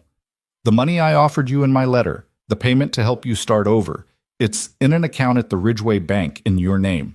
It's not Morrison's money, not tainted by any of his crimes. It's from wheat sales, legitimate earnings. I want you to take it. Use it to build the life you came west to find, the one I destroyed by involving you in this mess. I don't want your money. It's not charity, it's restitution. You lost your chance at security because I was dishonest with you. The least I can do is provide the resources you need to start fresh somewhere Morrison can't reach you. His voice became urgent. Please, Eliza, let me do this one decent thing. Let me help you in the only way I still can. Marshal Garrett cleared his throat. Miss Monroe, we need to leave for the train station. The Chicago train won't wait. Eliza looked at Nathan one last time. This man who'd been wheat farmer, empire builder, conspirator to murder, and finally, repentant prisoner. She couldn't forgive him, might never be able to forgive him, but she could accept that his final gesture came from genuine remorse rather than manipulation. I'll consider it, she said. But Nathan, money doesn't absolve you. Nothing absolves what you did to Clara or what you enabled Morrison to do to so many others. You'll have to live with that for the rest of your life, whether you spend it in prison or somehow earn clemency through cooperation. That's your penance, not a bank account. She left before he could respond, emerging from the jail into morning sunshine that felt almost obscene in its brightness. The world continued turning, indifferent to the dramas of guilt and justice unfolding in small Montana Territory towns. Eliza climbed into the wagon that would take her to the train station, her small bag beside her, Clara's book pressed against her heart. At the station, a small crowd had gathered. Mrs. Grady, recovered from giving her statement and looking both frightened and determined. Mrs. Patterson, who pressed a package of food into Eliza's hands with tearful instructions to eat properly. The sheriff, who shook her hand formally and thanked her for her courage, and surprisingly Tom Fletcher, his arm in a sling but his expression resolute. Miss Monroe, Fletcher said, approaching carefully, I wanted to apologize. I knew things weren't right at the ranch, knew Mr. Cole was hiding things. I should have spoken up sooner, should have questioned what was happening.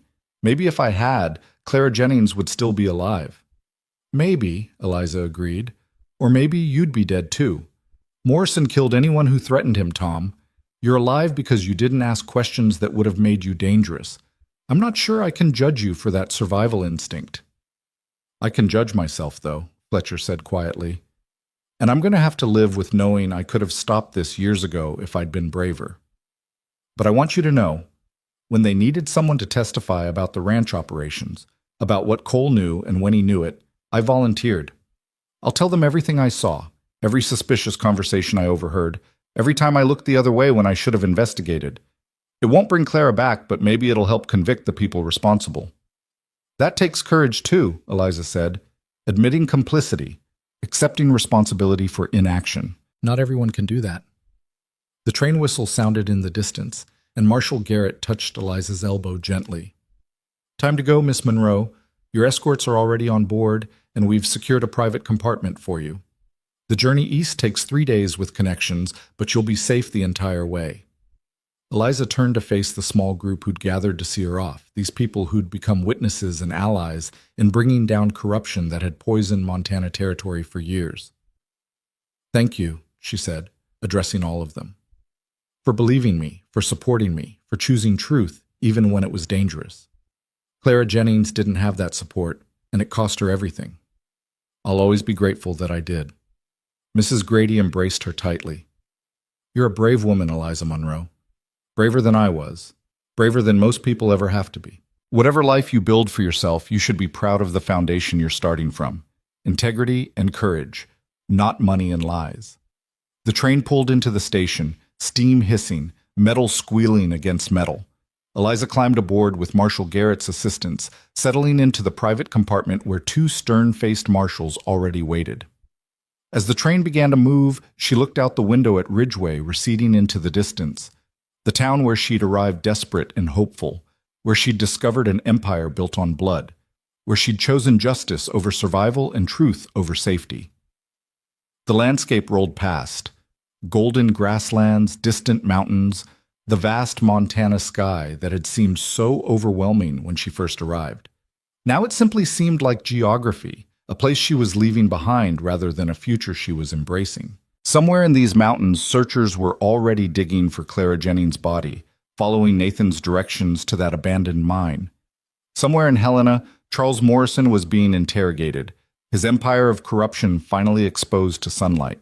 And somewhere ahead, on tracks leading east toward Chicago and a new life, Eliza was becoming someone different than the desperate seamstress who'd answered a wheat farmer's advertisement. The journey took 3 days as promised, stopping in various towns to change trains, to rest, to continue eastward away from Montana's complicated moral landscape. The marshals were professional and kind, ensuring Eliza's comfort and safety while maintaining appropriate distance. On the second day, one of them, a younger man named Davis, asked what she planned to do when she reached Chicago. I don't know yet, Eliza admitted. Find work, I suppose. Start over with whatever money Nathan's restitution provides. Build something clean and honest that doesn't depend on anyone else's power or protection. That's a good goal, Davis said.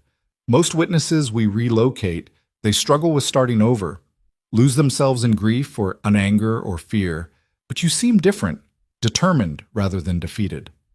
I'm angry, Eliza said, and afraid sometimes when I think about what could have happened if I hadn't escaped.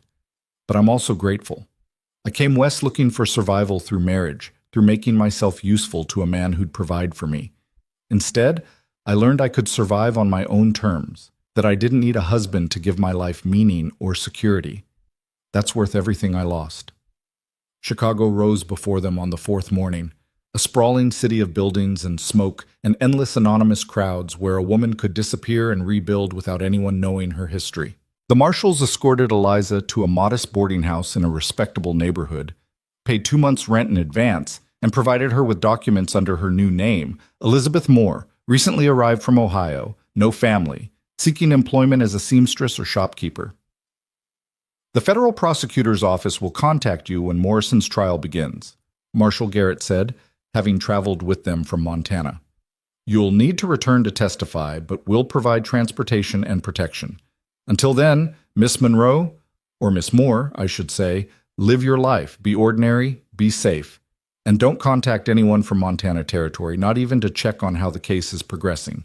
We'll keep you informed. After they left, Eliza stood in her small rented room and felt the overwhelming weight of new beginning settle over her. Everything was different now, her name, her city, her circumstances, her understanding of herself. The girl from Boston, who'd become a desperate seamstress, no longer existed. The mail-order bride who'd traveled to Montana seeking a wheat farmer was gone too. And the woman who'd uncovered murder and chosen truth over safety was now transforming into someone else entirely, someone she'd have to discover one day at a time. She spent the next weeks establishing her new life. She found work at a dressmaker's shop on the north side, where her skills were appreciated and her quiet competence was valued. She made acquaintances carefully, the other seamstresses, the boarding house residents, the shopkeepers on her street, building a network of ordinary relationships that had nothing to do with empire or corruption or men's ambitions. She read newspapers obsessively, following the Montana Territory case as it developed in the national press. The trial was sensational. Charles Morrison faced 23 counts including conspiracy to murder, fraud, bribery, and racketeering. Nathan Cole had turned state's witness, providing devastating testimony about Morrison's operations in exchange for reduced charges. The defense tried to paint Morrison as a legitimate businessman, unfairly targeted by federal overreach, but the evidence was overwhelming. Documentation of fraudulent land deals, witnesses describing intimidation and threats, and most damning, Clara Jennings' body, recovered from exactly where Nathan had indicated, bearing evidence of violent death. Clara's family attended the trial every day, and newspapers published their grief-stricken testimony about a daughter who'd gone west seeking adventure and found murder instead. Sarah Whitmore's father, now elderly and ill, gave emotional testimony about losing his daughter in what he'd believed was a tragic accident, only to learn decades later that she'd been murdered and her death concealed. The accumulated weight of Morrison's crimes, presented across weeks of testimony, built an unassailable case that not even his expensive lawyers and political connections could overcome. 3 months after Eliza left Montana, she received a telegram from the prosecutor's office. Morrison convicted all counts. Stop sentencing 20 years federal prison. Stop. 8 associates also convicted. Stop. Cole.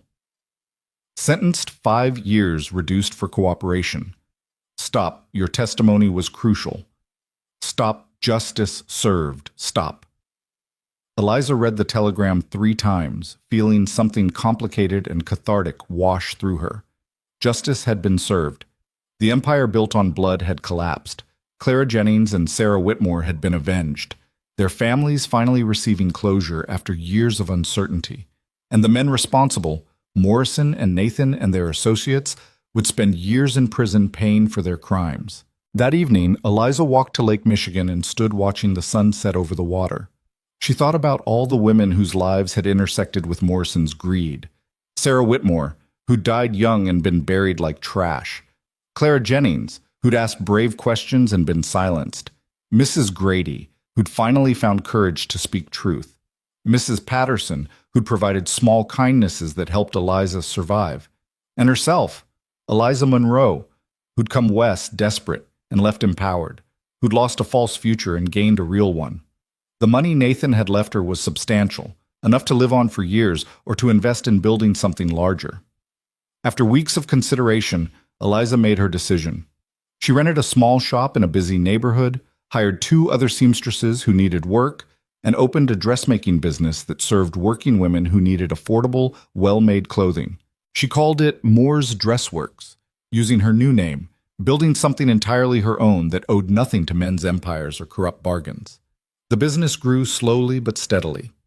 Women came for practical dresses and stayed because Eliza's shop felt different, a place where women's voices were heard, where fair prices met quality work, where customers were treated as partners rather than sources of profit. Within a year, Moore's Dressworks employed 6 seamstresses. Within 2 years, Eliza had opened a second location. And within 3 years, she was training young women in the business skills they'd need to eventually open their own shops, passing on the knowledge she'd gained through surviving Montana's corruption. She never married. Men expressed interest occasionally, customers' brothers, fellow shop owners, men who saw a successful businesswoman and imagined themselves as her partner or protector. But Eliza had learned that partnership required equality, that protection often masked control, and that she didn't need a husband to give her life meaning or security. She'd come west believing marriage was survival, had discovered that survival required only courage and principle and willingness to work hard for what you wanted. 4 years after leaving Montana, Eliza received another letter from the prosecutor's office. this time containing news she'd been expecting but dreading. Nathan Cole had died in federal prison, killed during a riot he'd tried to stop. The letter included a note Nathan had written before his death, to be delivered to Eliza if anything happened to him. Eliza, if you're reading this, I'm dead, and probably I deserved it. Prison has given me a lot of time to think about the choices I made, the people I hurt, the cowardice I displayed when courage was required. I don't expect forgiveness. I haven't forgiven myself. But I wanted you to know that testifying against Morrison was the first truly brave thing I'd done in years. Your example showed me what courage looked like, what integrity demanded. I'm sorry I couldn't live up to that standard until circumstances forced me to.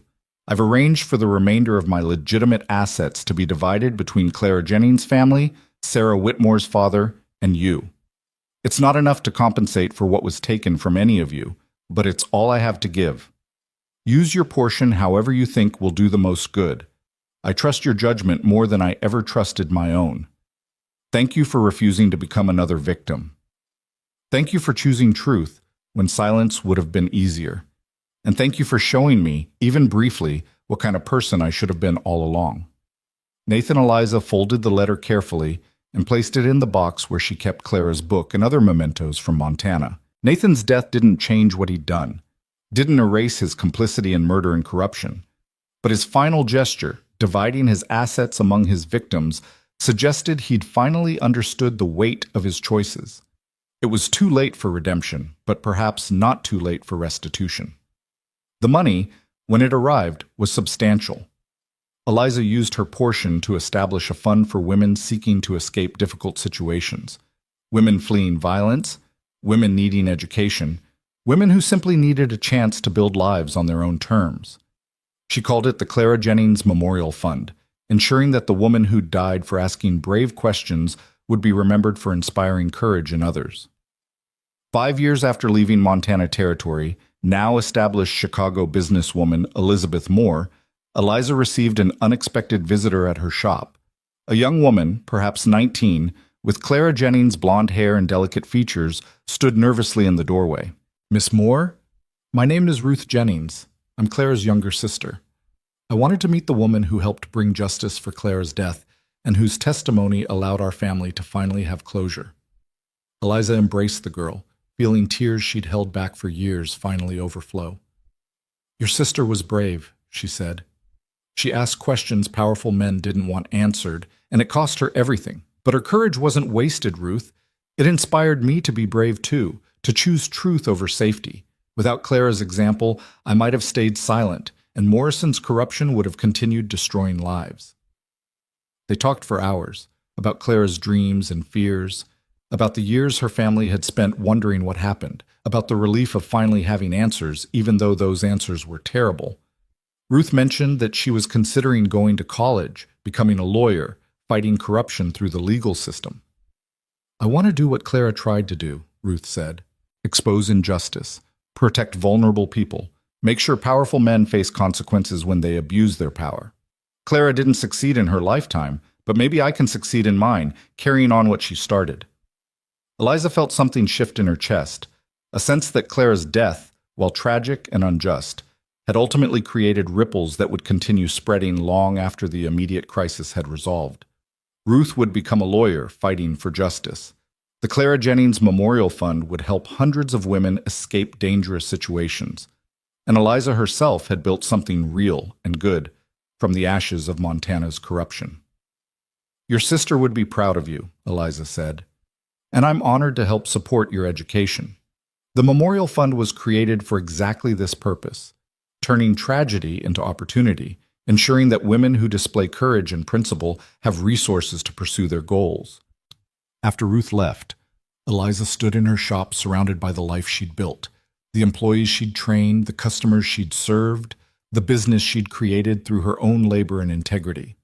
This was nothing like what she'd imagined when she answered Nathan Cole's advertisement 5 years ago. She'd expected to become a farmer's wife, to find security through marriage, to survive by making herself useful to a man who'd provide for her. Instead, she'd discovered that survival didn't require marriage, that security came from her own skills and courage, and that the most useful thing she could do was build something honest that served other women seeking similar freedom. 10 years after leaving Montana Territory, Eliza, still Elizabeth Moore to Chicago society, attended the territorial celebration marking Montana's admission to the Union as the 41st state. The newspapers covered the festivities extensively, noting how far Montana had come from the days of corruption and violence that had once characterized territorial politics. Reforms had been implemented, new officials had been elected, and the Morrison scandal had become a cautionary tale used to justify stronger federal oversight of resource development.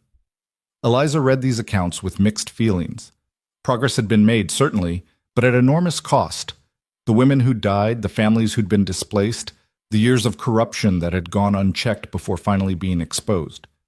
She wondered how many other territories, how many other frontier regions were currently operating under similar systems of exploitation and violence, waiting for their own whistleblowers to emerge and their own reformers to take power. The question led her to a new venture. Using profits from Moore's Dressworks and remaining funds from the memorial, Eliza began funding investigative journalism into territorial corruption.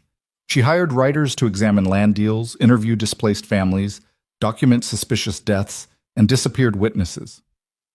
The resulting articles, published in progressive newspapers and magazines, helped expose similar patterns in Wyoming, Idaho, and the Dakotas. Some investigations led to prosecutions, others to reforms, and all of them to greater public awareness of how Western development often came at the cost of justice and human dignity.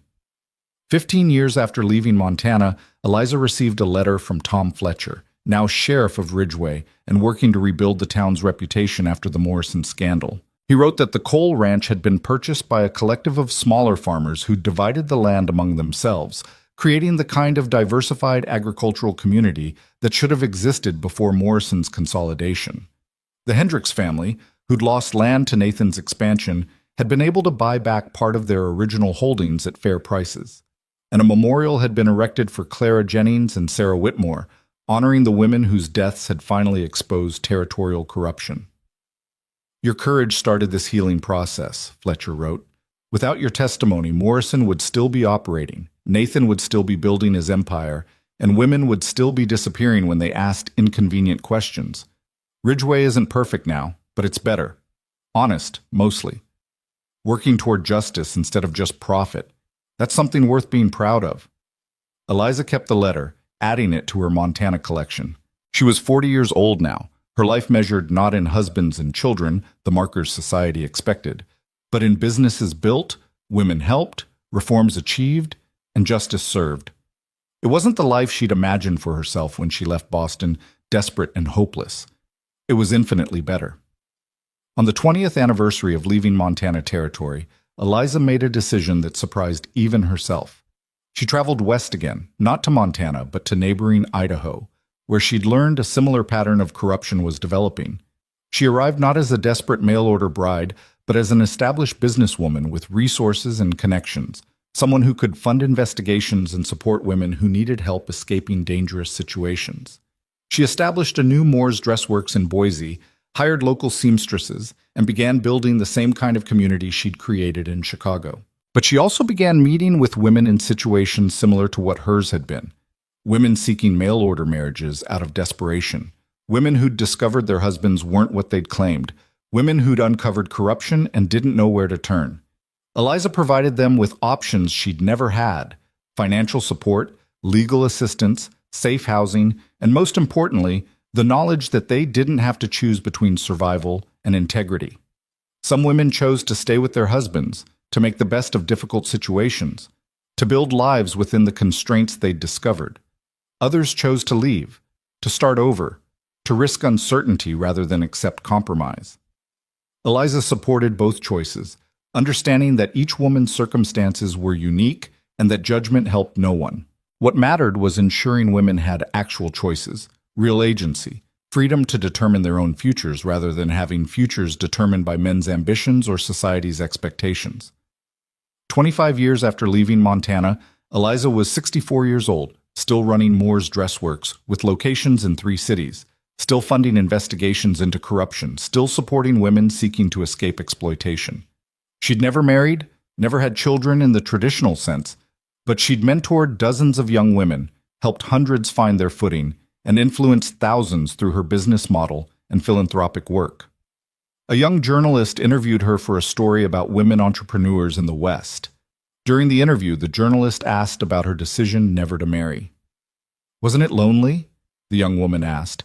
"Building all of this without a partner, without family?" Eliza considered the question seriously. "I came west seeking a partner 25 years ago. A wheat farmer who promised honest work and simple truths. What I found instead was an empire builder who dealt in deception and moral compromise. That experience taught me that partnership isn't about having someone provide for you. It's about mutual respect, shared values, and equal power. I never found a man who wanted that kind of partnership.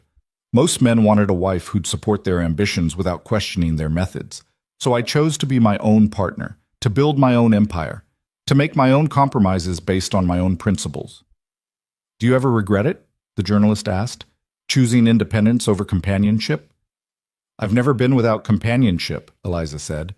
"I have friends, employees, women I've mentored, who've become like family. What I've been without is dependence on men's money, men's power, men's willingness to protect me. And I don't regret that for a moment. Dependence made me vulnerable to exploitation. Independence made me powerful enough to fight that exploitation, both for myself and for other women." The article, when published, sparked conversation across the Western states about women's roles, business ownership, and the hidden costs of traditional marriage arrangements. Some people praised Eliza's choices as pioneering and brave. Others criticized her as unnatural, selfish, a woman who'd rejected her proper role.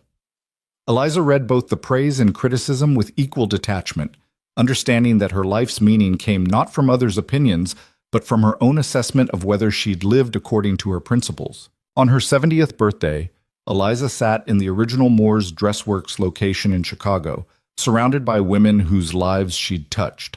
Former employees who'd gone on to open their own businesses, women she'd helped escape dangerous situations, who'd rebuilt successful lives, young activists and journalists who'd been inspired by her example. Ruth Jennings was there too, now a prominent attorney who'd argued landmark cases establishing women's rights to own property and conduct business independently. "To Eliza Monroe," Ruth said, raising her glass. "Or Elizabeth Moore, depending on which life we're celebrating. To a woman who came west desperate and left empowered, who chose truth over safety, justice over compromise, and integrity over survival. Your courage 25 years ago started ripples that are still spreading, still changing lives, still proving that one person's choice to speak truth can topple empires built on lies."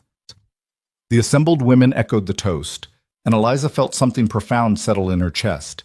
Contentment, perhaps, or maybe just the deep satisfaction of knowing she'd lived fully and honestly, that her life had mattered in ways both large and small, that the desperate seamstress who'd answered a wheat farmer's advertisement had become something neither she nor anyone else had imagined possible.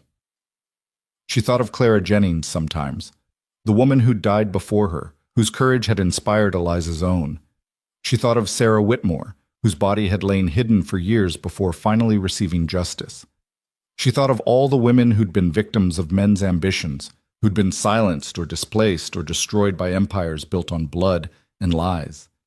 And she thought about the women who'd survived, who'd spoken truth, who'd chosen integrity over comfort and agency over security. Women like Mrs. Grady, who'd finally found courage to testify. Women like Ruth Jennings, who transformed her sister's death into a life spent fighting for justice. Women like herself who'd come west seeking survival through marriage and discovered instead that survival required only courage, principle, and willingness to stand against powerful men when standing was dangerous. That night, lying in bed in the comfortable apartment she'd built with her own money and maintained through her own work, Eliza thought about that frightened young woman who'd stepped off the stagecoach in Ridgeway, Montana 25 years ago. She'd been desperate, broke, dependent, and hopeless.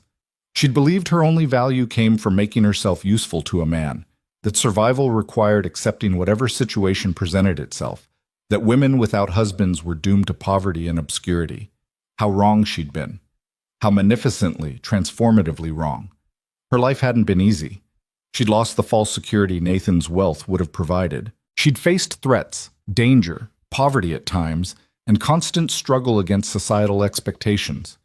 But she'd gained something infinitely more valuable: autonomy, self-respect, and the knowledge that her life belonged to her alone, to shape according to her own vision and values. She'd come west seeking survival. She'd found something far greater, a life she'd claimed entirely for herself, built on foundations of truth rather than lies, sustained by courage rather than compromise. She'd become not what society expected, not what men wanted, but precisely what she'd chosen to be. A woman whose power came from integrity, whose security came from competence, and whose legacy would endure long after she was gone. That was worth everything she'd lost. That was worth every risk she'd taken, every comfortable lie she'd rejected, every safe harbor she'd abandoned in pursuit of honest truth. Eliza Monroe had come west to marry a wheat farmer. Instead, she'd become something far more important: herself, fully realized, uncompromising, and finally, gloriously free. And as she drifted towards sleep, she thought one final time of Clara Jennings, the woman who'd shown her what courage looked like, what integrity demanded, what price might be required for choosing truth over safety. Clara hadn't survived to see justice done, or to build the life she'd deserved. But through Eliza, through Ruth, through all the women their combined courage had inspired and protected, Clara's legacy lived on. "Thank you," Eliza whispered into the darkness, speaking to the ghost of the woman she'd never met but would never forget. "Thank you for showing me the path. Thank you for being brave even when bravery cost you everything. I've tried to honor your sacrifice by living the kind of life you should have had, free, honest, uncompromising, and entirely my own. I hope wherever you are, you know that your death wasn't meaningless, that it changed everything for women like us. Rest well, Clara.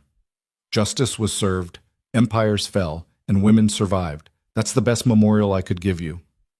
And in the quiet of her comfortable room, surrounded by evidence of a life well lived and honorably built, Eliza Monroe, Elizabeth Moore, former desperate seamstress, former mail-order bride, current business owner, philanthropist, and force for justice, finally allowed herself to rest, knowing her story had ended not with dependence or compromise, but with power reclaimed and a life claimed entirely on her own terms.